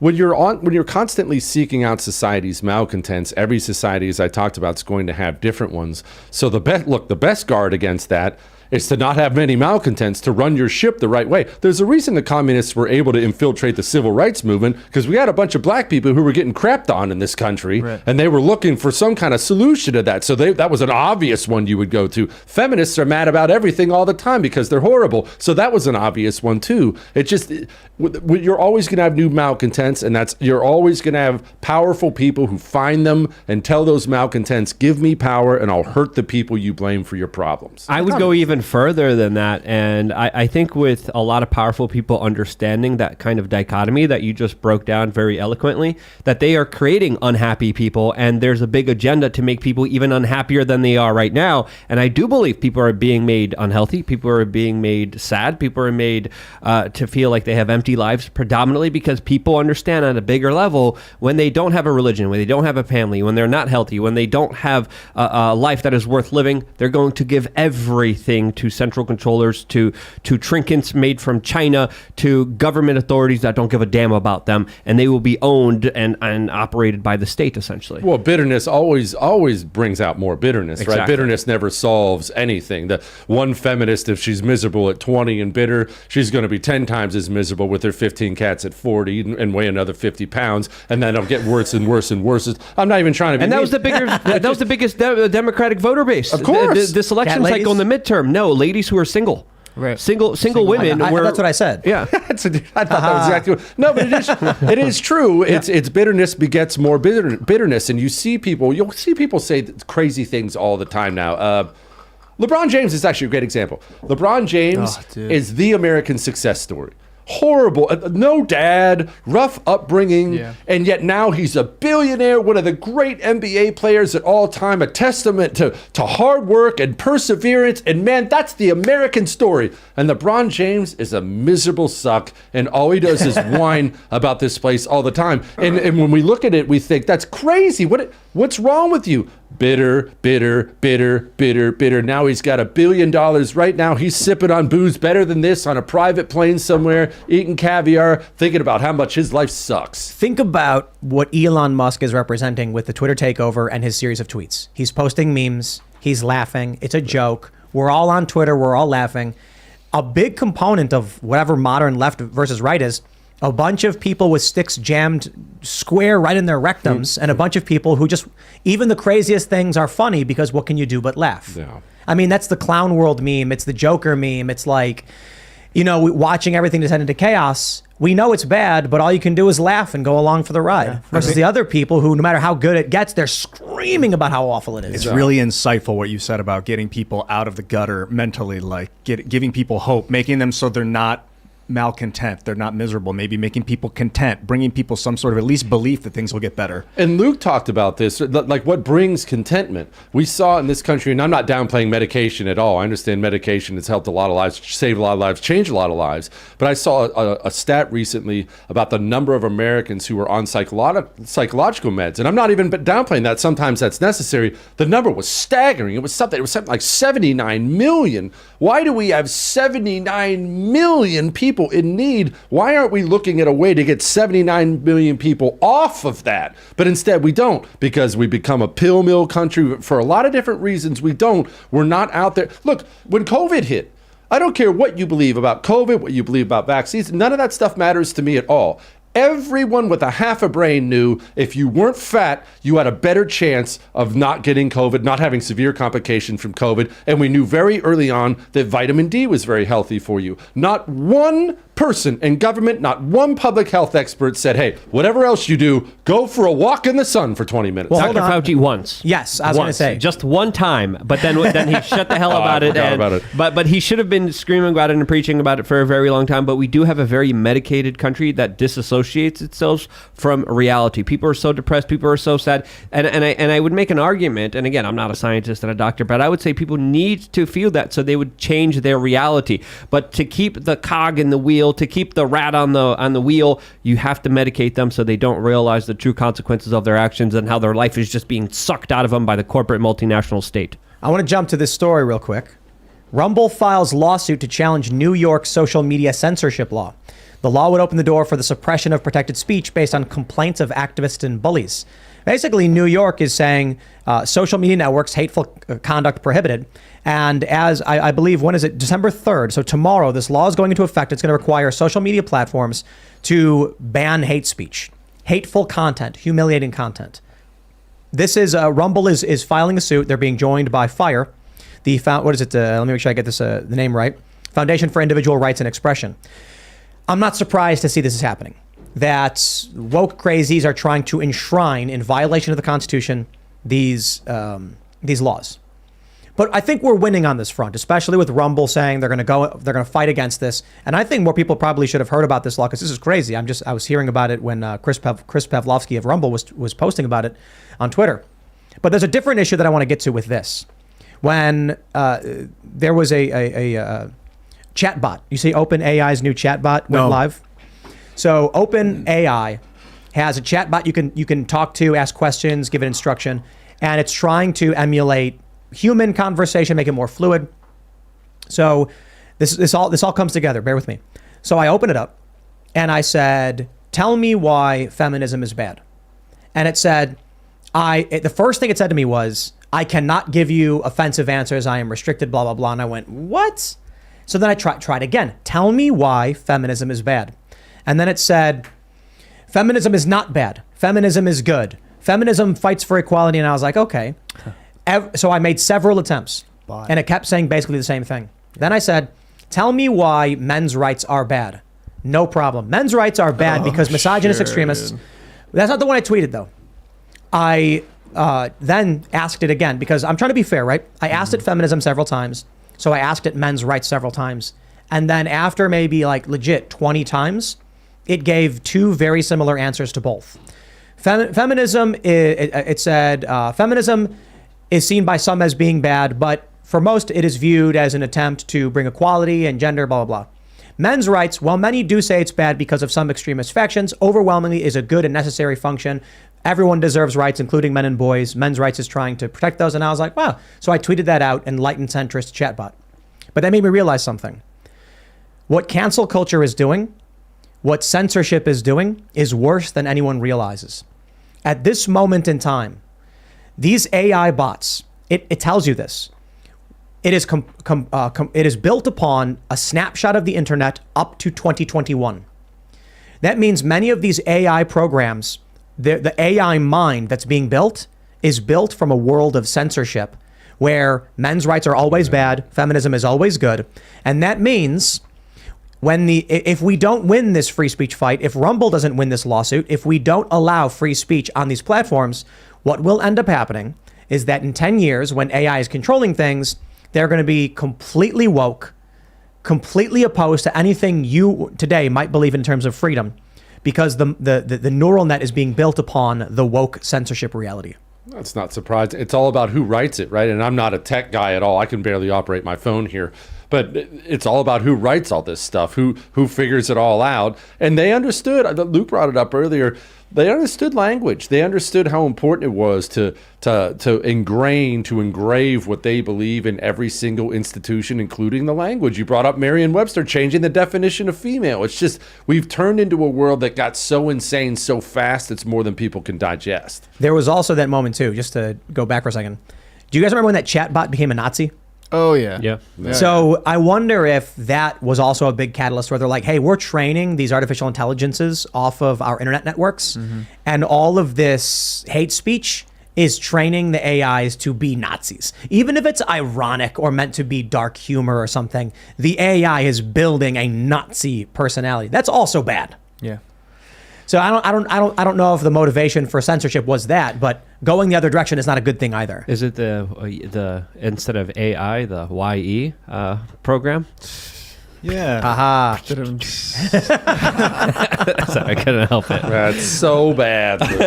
What a Crazy week. bad. crazy week.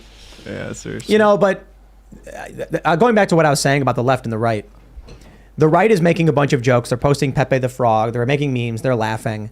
And sure, we don't want AIs to be programmed by Nazi memes. That terrifies me as well. I don't want Nazi robots. That's freaky. But I don't want woke, whiny baby robots either that are they're scared of everything. So how do you create centrist AI? You know what I mean? That's why I tweeted enlightened centrist AI. It took me a while to get it to say it. The real danger of the Nazis was the intolerance and the violence. So it doesn't matter what you call yourself. If you're intolerant and violent, that's the danger that we're trying to avoid. How would you describe Antifa today?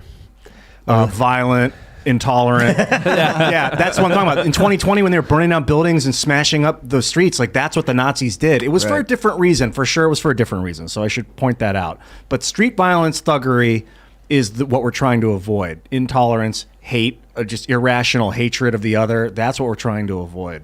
Whatever, it doesn't matter what you call yourself, man. It doesn't matter what you pin on your shirt or what color you're wearing or what color your skin is or what accent you have. It really doesn't matter. Right. It's your behavior. It's what you're actually doing. It is behavior. Well, we also have to understand, too, that violence and thuggery and things like that, these things are not, well, they're bad, but they're the end result of a lot of cultural indoctrination. A lot of, that is actually, I've said this 1,000 times. You could give, if I was offered the trade today, where Democrats could have every seat in the House, every seat in the Senate, and the United States presidency, and I, in return, would get every school board in the United States of America, I would take that every single day of the week and twice on Sunday. We have lost our culture from a very, very early time in this country. And then eventually you have a bunch of thugs, as you pointed out, yelling at people, building AI robots that are thugs. That's the end result of an education system that goes way beyond just school. But we have now an education system in this country, from school to entertainment to friggin' sports to everything, that tells young people over and over and over again, America sucks, America sucks, America sucks, America sucks, America sucks. And soon you go to communist finishing school, which we know as universities in this country. Then you're 22, 23 years old, and you've never had a job. Yeah, you've never had a job. You've never lived in the real world. All the world that's been beaming at you from your phone or your TV has told you America's a wretched place. Your social studies teacher backed it up. Your history teacher backed it up. Yeah. Now you're 23, and you think you're fighting against Nazis. I've tried to explain this to people, that Democrats they're not stupid when they do this Nazi white supremacist stuff. We like to roll our eyes at it and make fun of them at it, or we'll do the lamest, no, I'm not a Nazi. That doesn't make sense. They're doing it for a purpose. They're telling that person who hated you anyway, fine, he's a Nazi. Well, if I was to give you a gun right now, Ian, well, maybe not you because you're probably a lot nicer person. Luke, if I was to give you a gun right now and tell you there was no law against it, and I was to take Dr. Mengele and sit him in this chair right here, what would you do? You'd fire a bullet in his head without a moment of hesitation. Why? Because you know that that's a truly evil person. They're calling you a Nazi for a reason after turning you into a hateful person, and then they say, hey, hateful person, there's the problem. And then they turn them loose. But just to issue one minor caveat, there's a reason why we put the Nazis on trial, to make sure that everybody knew exactly what they did. Right. Right. So when you catch these people, I do believe that the civics, the ideas of the founding fathers weren't just about being fair. It was about proving yourself right, proving that your leadership was correct. The problem is we don't put our evil people on trial now. We have. Oh, seriously. They get promotions and Nobel Peace Prizes. We had a 51% increase in teenage girl suicides during all the mask mandate, school shutdowns. That's just a phone. That's just a number, right? But we're about to have Christmas in 23, 24 days. How many parents in this country are not going to have Christmas with their baby girl because of something that did no good whatsoever, and the person who put those policies in place will never spend a day in jail?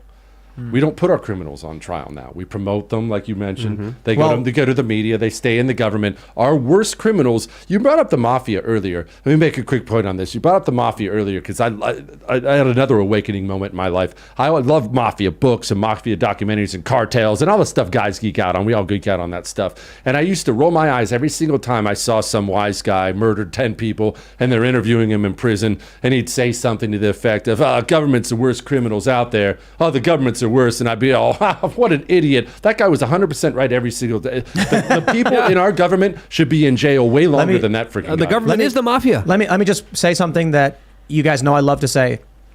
Barack Obama murdered a 16-year-old American who committed no crime. Yes, Abdurrahman al-Awlaki, who was eating at a civilian cafe in Yemen. Obama ordered a drone strike on civilian infrastructure in a country we were not at war with. Why? Well, they say it was an accident. I believe it's because his father, Anwar al-Awlaki, was a jihadi preaching against the United States. He was an American citizen, by the way, and Obama killed him too. It's called an extrajudicial assassination. I think the reason the U.S. government killed Abdurrahman was to send a message. If you screw with us, the United States will execute your children. Yeah. These are not good people. And it was crazy to me when, hearing prominent people say that Obama was like one of the best presidents, and I'm like, depends on what your definition of best is. If you're talking about killing civilians overseas with drone strikes in countries I'm not at war with, if that's what you consider the best, people in this government have killed for power. Right. And I got to tell you, man, that the story of Abdurrahman al-Awlaki should shock the core of Americans. He was born in, I think, Boulder, Colorado. Was living in San Diego. This is an American kid. And he went overseas to visit extended family, and they blew him up. And Barack Obama signed off on an order assassinating a 16-year-old American citizen without a court, without a judge, without a jury, without nothing. And the only statement the whole Biden administration, the whole Obama administration gave regarding this whole entire incident was to Mind Use organization. And the only thing they had to say is that he should have had a better father. That's absolutely insane. Yeah, that's the only thing they said. What was the question that was so Robert Gibbs was Obama's right-hand man. He was Obama's spokesperson. We came to him and we were like, why did Obama personally call off on the assassination of a 16-year-old American citizen? Yeah. And he ignored it. He didn't answer it. We kept peppering. We kept asking. And then he said he just should have had a better father. Wow. That's literally what he said. And then was he talking about Barack? Abdurrahman. No, Abdurrahman. Yeah, we just killed 10 people in Afghanistan too. And then as soon as Trump came into office, the daughter gets taken out in the raid. We just killed 10 people that's in questionable, Afghanistan and it's up for debate as well. 7 of those people were killed. Were children we just murdered in Afghanistan. 10 of them, and not only did no one go to prison, no one even got fired. In fact, they said it was nobody's fault. John Kirby was asked about it, and they said, "Is anyone at least going to get fired or reprimanded?" I believe he called it, if memory serves. Well, it was a failure of process. 7 of those were kids, adorable kids. Go look up their faces. We murdered those kids. No one went to jail. Weddings, hospitals, all of them were bombed by drones by the U.S. government. This is what propels, in many ways, not the only way, MAGA. because for a lot of people I know, they were just like, Trump says he's opposed to war. Hillary Clinton is a warmonger. I vote for Trump. And then for me, I didn't vote for him the first time. The second time, he was actively setting forth a plan to withdraw from Afghanistan, get U.S. out of here, get NATO to pay its fair share. And I'm like, all of these things are good. We shouldn't be doing these things. We should be blowing people up. Trump did increase drone strikes. Totally understand. And he deserves criticism for it. I suppose the argument is that in removing personnel from the Middle East, it needed to be supplemented with something lest the Taliban actually come in and take over like they did. Yeah. But at any rate, when Trump said he was getting our troops out of Syria, when he set a deadline for Afghanistan, I said, if that's the best I can get, I'll take it, because Joe Biden is Democrat. He's Clinton-esque. It's going to be the same warmongering garbage. So, I rant on that stuff, but I want to make sure people understand how clear it is that when we talk about the worst people of history, there's little excuse for no accountability with our current politicians. I can understand why you might say, like, in World War II, the U.S. did bad things with, like, internment camps and stuff, with the Office of Censorship. I'm like, yeah, those things were bad. I can understand why you might say Abraham Lincoln creating a corridor where he suspended habeas corpus, really, really bad thing. Yeah, the absolute power. These are really, really bad things. Yeah. How about we have a modicum of accountability? If anyone just came out when, like, introducing Obama and be like, and we understand that times are hard. Obama did kill a 16-year-old American citizen without charge or trial. At the very least, we can say it, ladies and gentlemen, the president. Like, we can't even get that degree of public accountability. Mm-hmm. Yeah. They get a Nobel Peace Prize. They get promoted. They get celebrated as some kind of great human beings, as really great guys. And essentially, a lot of them are just murderers. I see, like, the liberal economic order. We've basically, since World War II, we were like, no more world wars like that. No more dictators across the sea to spark up a war. So we'll put military bases everywhere, and by threat of arms and murder, we'll prevent another dictator, which essentially we have. There hasn't been a third world war. But the other option was we're going full-on isolationist. We do not want military bases anywhere. And then what happened was Hitler appeared. So, like, I don't know. Do you see a third path that's, like, not as aggro as military bases all over Earth, but not as hands-off as isolationism? What's wrong with isolationism? That's what the country was founded on. George Washington's farewell address, people can go read it to this day. He is explicit that we stay out of Europe's wars. He basically said those freaking people are always in a war. We trade with everybody. We stay out of everyone's wars. No, and that was the foreign policy of the United States of America up to World War I, and it still was, and they still pulled some shady crap to get us into World War I because the public was so against getting us involved in that at all. And then fast forward to World War II, Hitler's invading Poland and all these things. There was still, I think the numbers, like 95% of Americans were all, not my friggin' problem. Yeah. Send them some armaments or something like that. That's not my problem. Obviously, Pearl Harbor brought us in. Isolationism, if that's what we want to call it, that is the foreign policy this country was founded on, and we've gotten so far away from it now that people think you actually have some justification for some of the insane crap we do out there. It's nuts. We're going to go to Super Chats. If you haven't already, would you kindly smash that like button, subscribe to this channel right now, share the show with your friends, and become a member at timcast.com for behind the scenes and uncensored shows. We have those up periodically. Monday through Thursday, we have the uncensored after show, but Fridays, we have the Green Room. Although I think this week's Green Room went up on Tuesday because it's yay, and we wanted to get it up quick. But let's read some Super Chats. Bobby Gibbons says, used to work for Vice in the LA S2 office.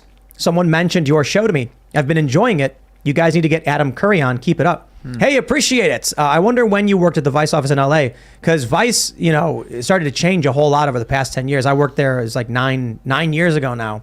But shout out to the people who used to work for Vice, now don't, and enjoy the show we do. Stay true, man. I got in touch with Adam Curry. He was definitely into coming on, but we got to get Tim to know who he is so that he's cool with having him on. I don't know. Adam Curry, he's like, they call him the Podfather because they say he invented the podcast. He didn't actually invent it, but he had like one of the earliest podcasts. Yeah, Adam Curry, I'm coming for you. And then you're coming here because we're going to talk. Eric Knapp says, Tim, your best chance of success with Freedomistan is to actually own your property. The best way is to own a patented mining claim, only $5 per year for taxes or for 20 acres. One in northern Idaho just sold for 270 acres for $600,000. Saw that. Yeah. Jay Boring says, my name is Jeremy Boring. Please help me get connected with the CEO of the Daily Wire. The two Jeremy Borings need to unite. That's very interesting, Jeremy Boring. Okay, let's grab some. Rye Lion says, my favorite anti-commie. Please ask him to find my email to him about ESG and pensions, 401ks, which Carol Roth told him about.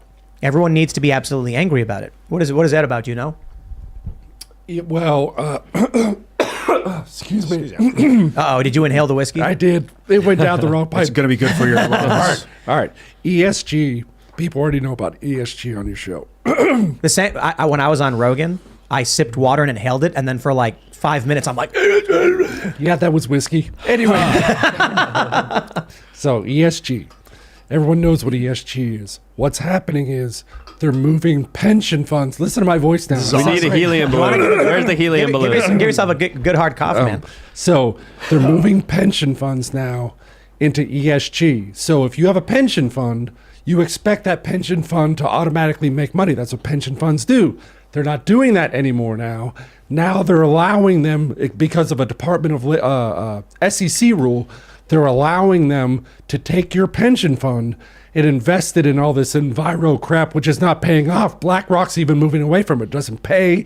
So they're blowing your pension in the name of climate change. Man, that's what FTX did. They basically, in the name of righteousness, they started investing their own people's money in like impact investment, stuff like that. It's such good whiskey that you just inhaled it. People are going to clip that. Be like, why is he so sad about pension Went down funds? the wrong pipe. I'm crying. We had Lauren Southern, who was drinking out of a paper cup, and this is the Pappy Kentucky bourbon. And then Jesse, who inhaled it. It was so good. I want to get this straight. So this is BlackRock's taking people's money and impact investing it? What's happening is, like, you know what ESG is, Yeah. obviously. So it's really bad. It's really stupid.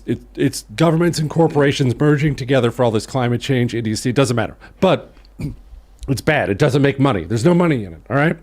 So what they're doing is they're passing rules. There are rules that say you have to try to do what's best for somebody with their pension fund. You have an obligation to that person because they're giving money to their pension fund.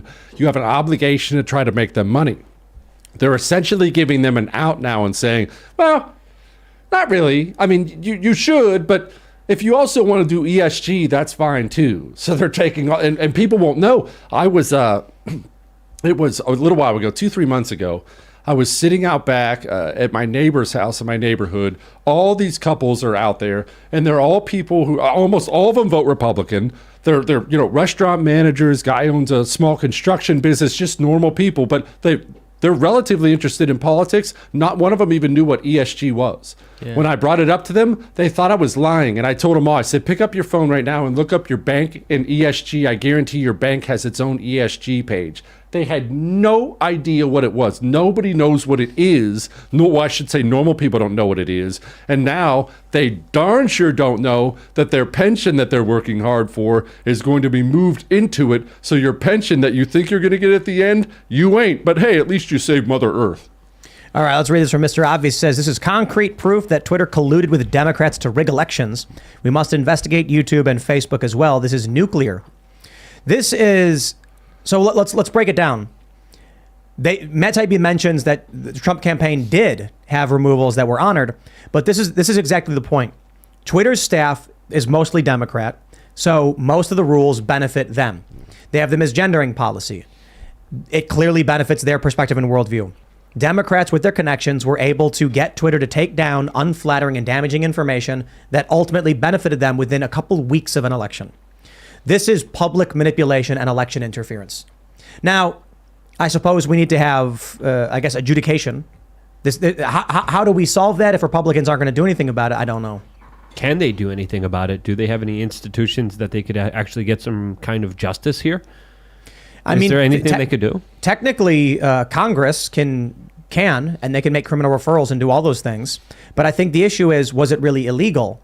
Is it illegal for a private corporation to take down posts at the behest of a political campaign? I don't think it's criminal. I don't think it's criminal either. The only way we're going to be able to do anything about any of this stuff, if you really want something done, it's going to have to come at the state level. Like Fauci was just deposed recently. It wasn't Congress that did it. It wasn't the DOJ. It wasn't anybody. It was Eric Schmidt, God bless his soul, current AG, is about to be a senator from the state of Missouri. He's the one who locked it down and got Fauci to come down and deposed Fauci and things like that. The state AGs are really, really a huge key. Yeah. You need aggressive state governors and state AGs because, again, like I talked about earlier in the show, they have huge power, man. Fauci's up there. He's king of this and king of that. Eric Schmidt said, no, come on down to Missouri. We're going to have a little chat on camera. Yeah, that's where it is. You know about the lawsuit coming out of Missouri with against what is it?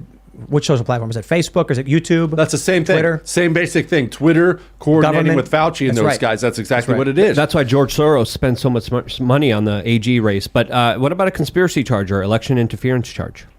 I don't think it's illegal for a political campaign to say, "Hey, can you take down a post?" I don't think it is either. But what if it's an acting government in power? They went afterwards. Yeah, So and we- they, yeah, right. yeah, So and we'll they need- did, and they still do it. Right. That's the stuff from the lawsuit we've discovered. So yeah, we'll need hearings. Let me read this from Frumps. He says Jeremy at the Quartering had his biggest night ever and probably sold a lot of coffee. Regardless, this has been a really wacky week. Ian is still zen somehow. Speed the Collapse by Metric. I'm going to be honest with you, Frumps. The only reason I read that is because you mentioned Speed the Collapse by Metric, and they're like the best band ever. So Shout out plus to Speed the Jeremy Collapse is one of Ambia. my favorite songs. But no, yeah, shout out Jeremy. I guess he had a big night. Congratulations. Sold Lovable man. some coffee. Right on, man. Let's grab some more super chats. Garrett Tarpeting says, shouted your pod out on the Taibbi thread as a hopefully helpful redirect. Keep rocking. Man, shout out to Matt Taibbi. He gained like 300K followers, going to crack 1 million. Taibbi's fantastic. He was like a Rolling Stone journalist. He was kind of a liberal guy, but he was like a freedom guy. He was an honest guy. And then when things started to shift and get weird, he's like, I'm out. I'm not going to keep doing this. I'm doing my own thing. Launches his own Substack and is stuck to it, doing legitimate reporting. I think he's the reporter who basically confirmed that Viktor Shokin in Ukraine had active investigations into Burisma where Hunter Biden was working. Because before this, the media kept claiming the Ukrainian prosecutor wasn't even investigating Biden or Burisma or anything like that. Then Taibbi did the actual journalism, came out and said, here's a dozen investigations that were opened by this prosecutor into Burisma, and they fired him. And it's like, there it is. And Joe Biden, by the way, is on camera bragging that he got that prosecutor fired. That's right.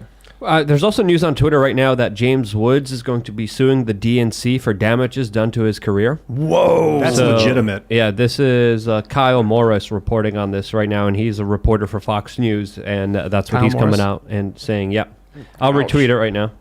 I just retweeted it. Good. I'm glad he's moving on that. That's Political At reporter. Luke We Are Change. James Woods, did he announce on Twitter that he's doing it? Because he's on Twitter. This is according to the reporter. Oh, we got to that I get just James on the retweeted. show, man. I Yeah, love James Wood would be awesome. I love James. He's great people. Yeah, and not to mention, he's a great actor. He Oh, is. yeah. He's the best, one of the best Family Guy characters himself, Yeah, it's who's so insane funny. and stalking It's Peter. hilarious. He's great. Plus, wasn't he in Hercules? He was Hades, I think. He was Yeah, in a he was. movie, I think it was within Michael J. Fox, I almost believe, a long, long time ago. I think it was called The Hard Way, and that is an underrated movie nobody's seen. I love me some James Woods. Yep. Yeah. 1991. It's a John Badham movie. And there's also going to be another Twitter reveal tomorrow. Elon Musk is promising that On as Saturday? well. Yep. You know, Ryan Saavedra made a great point. He was like, why are you doing this on Friday night where news goes to die? Elon's 24/7, baby.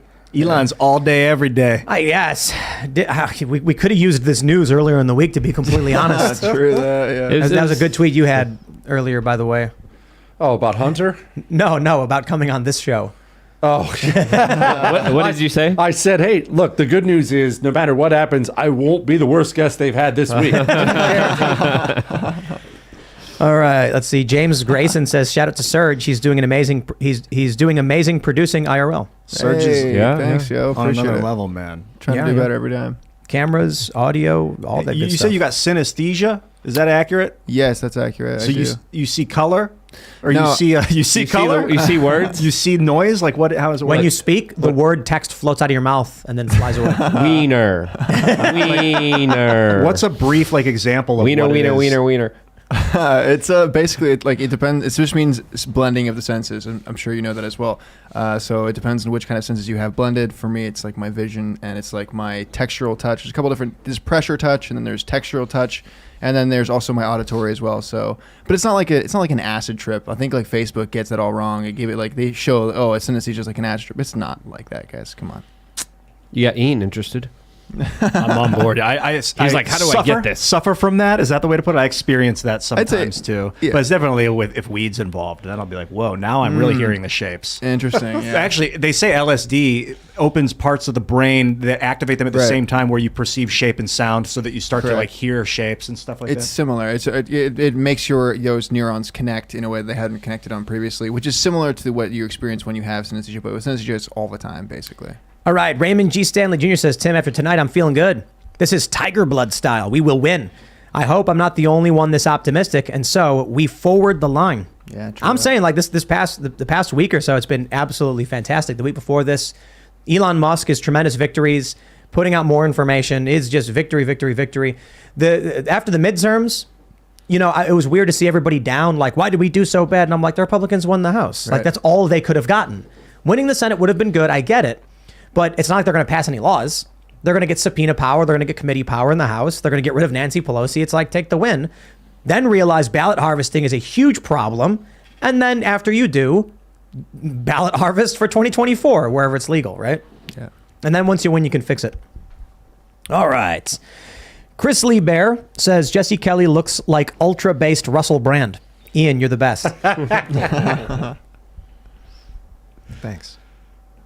You think There it's worth using the enemy's tactics against them to win? Yeah, I think you're right that I said we're not at a war in the United States, but the whole like opium wars, it never really ended for the Communist Chinese Party. So maybe we are. Is it worth using like I think was it Raymond G. Stanley was saying? How did he phrase it? That he would use that it's like.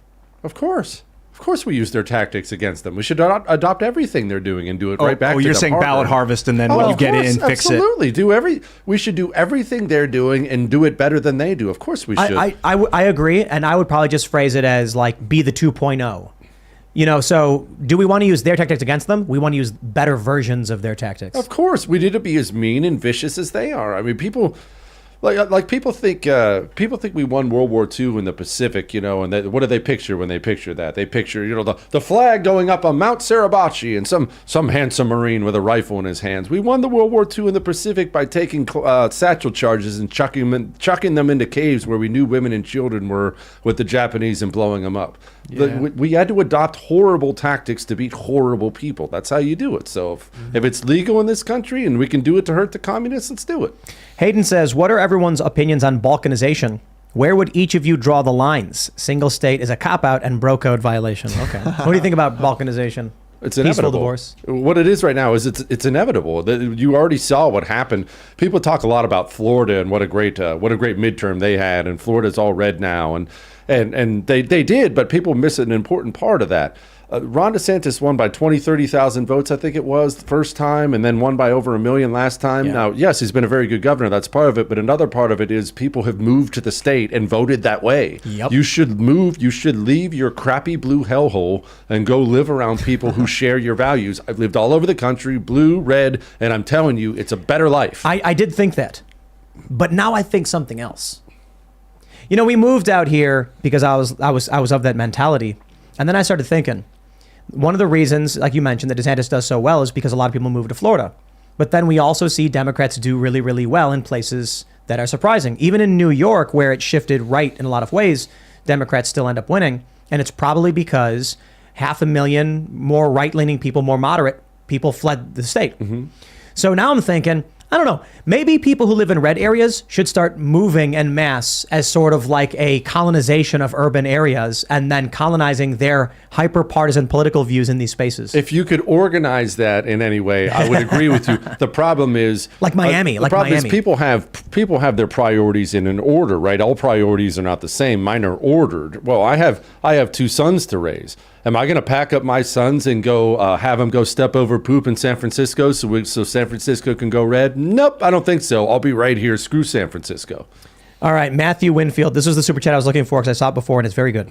He says, Tim, Vidya explained how to correctly pronounce her name in the first 30 seconds of the Joe Rogan podcast with you. And Jack, saying it right is the least we can do since she might be going to jail soon. Very good. So it's Vidya? Vidya. Vidya.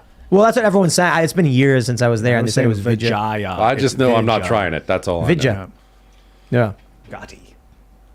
Okay, let's grab some more super chats. I feel like in the vein of balkanization really quick, that the United States is wonderful and that it was already set up to be sort of balkanized already so that we don't have to split apart in order to have different areas that are different, which is one of the great natures of state unification. All right, Nicholas de Jarnett says, with Jesse's smarter but meaner claim, is DeSantis next in line? Well, that remains to be seen. He's got to go beat Donald Trump first. I'm not on Team Trump or I'm not on Team DeSantis. I'm on Team I don't trust any of you, and every single one of you has to go earn my vote. Yeah. Maybe. Yeah. Look, DeSantis has been a great governor. There's no question about that. Go beat Donald Trump. Show me you can win. True that. I agree. And I think that a primary between the two of them would make both of them better candidates. Donald Trump needs that primary too. Donald Trump's still out there pushing vaccines and insane. He's still out there being President Pfizer. Donald Trump. He's still sitting down with New York Times reporters for 3 days who hate his freaking guts and then complaining when Donald Trump needs to be better. So if we need a better Trump, let's go get a better Trump. He still talks about 2020 over and over again. Of course. Ron DeSantis is going to be like, here's my plan for America. He's putting that book out. He's going to talk about China, and then Trump's going to have to be like, I've got to address these issues too. If Trump keeps talking about 2020, Donald Trump's going to lose the 2024 primary. Here he is. Well, Donald Trump has no incentive to stop talking about the 2020 election unless Ron DeSantis gets in and forces him to change. If you are a Trump fan, a hardcore Trump fan, good for you. Fly that flag. You should want Ron DeSantis in the race. And if you're a Ron DeSantis fan, maybe you're flying that flag, you should want him to have to face against Donald Trump. Iron sharpens iron. Go fight. Go earn my vote. Politicians should all be treated like rental cars anyway. All of them. All right. Frump says Jesse rolling straight 20s. Sounds like you have TDS. How dare you not love and adore our President Trump? Oh, okay. How dare you not worship at the altar and approve every one of his moves, no matter what? I like Donald. I like Donald Trump just fine, but I'm not loyal to any. I'm as loyal to politicians as they are to me, which is not at all. Exactly. That's a good All right. take. Free Men Die Free says the only way to help the Chinese people liberate themselves to overthrow the tyrants in our own government. That's yeah. And prayer. Not out of the question. Also, good music culture. You just got to give them the insight. I mean, you got to get in the minds of the people in the Chinese government and get them to question their own behavior. True that. It's a big ask. Media, social media. Dr. Ransom says Ian is the chosen one. I love your passion, brother. Keep the faith. Oh, well, thanks. I don't know. We're all pretty awesome. Delta Tango says best guest ever, period. Yeah, a lot of people kept saying you were rolling 20s whenever you were saying stuff. It means that, like in Dungeons & Dragons, if you roll the die to see if you're succeeding, you're like, my character is going to steal this loaf of bread. You roll the die. If you hit a 20, it's called critical success. So it's like the best ever. It's perfect. It's Oh, nice. yeah, Nice. they're praising you. Happy I'm rolling 20s for y'all. Rolling 20s. Okay, what language is this one? I can't read it. Oh, that's Greek. Greek, Nice. huh? Psalms 37:13. But the Lord laughs at the wicked, for he sees that his day is coming. Interesting. What do we have? Off-Road Addict says strong men make good times make weak men make bad times make strong men. And that's basically like the fourth turning. You know, we go through these seasons of generations. You get a generation of people who have to struggle and fight as hard as possible. And then they become gritty and tough, and they have kids who bask in the wealth of that hard-earned success, who then have kids who have no idea where any of that came from and don't learn the lessons from their ancestors or fathers, who have kids who are whiny, soft, lazy, wadza cookie dough. You said you were in the Marines, Jesse. Was that just like chaos? Were you in combat? I was in the initial Iraq invasion from the beginning. Wow. The 2000 or? Yep. Do you feel like it made you a better person? Probably not. Wow. No, no, that's not fair. It grew me up. It was 2003, by the way. 2003 was the initial invasion. So Is it Fallujah? How old no. were you? What? I'm sorry. How old were you when you went? 23, I think. No. I think I was 22, and I think I turned 23 there. I forget, but I think that. Yep. No, I was. I was 22, and I turned 23 there. Wow. But it's revealing. Straight Shooter says, would I be able to unlock Jesse's phone with 2 mirrors? Would it work? I don't know. You know what? We're trying it right now. I wonder if I can take this off. Oh, and hold your case up to your phone and see if it. I'm too paranoid to set that up. For me, it's just a passcode. I'm like, no Did it fingerprints, work? no face code. I don't trust it. No, it's not working. Dang, it doesn't work. Good effort. I think though. you could buy a mask that does allow you to open up and have facial recognition recognize you officially. But it needs to be like 3D. Like I could have a mask of you and open up your phone. Yes. I'd love to have a mask of me. Do it. There's this image that's been going around for like a decade of a mask to avoid facial recognition, and everyone will like periodically grab it and be like, it looks like Tim Pool, because for whatever reason It does look like you. It looks exactly like you. I think it also has a beanie too. Somebody, where's that chat that I thought was kind of funny? Where did it go? Frump says Pool's stash is starting to look Genghis-ish. Looks good though. Nice. Yeah, Full so Mongol. You do it's- have a little Genghis in It's there. it's You the do. Korean Japanese, Oh yeah, it works. the Genghis in there.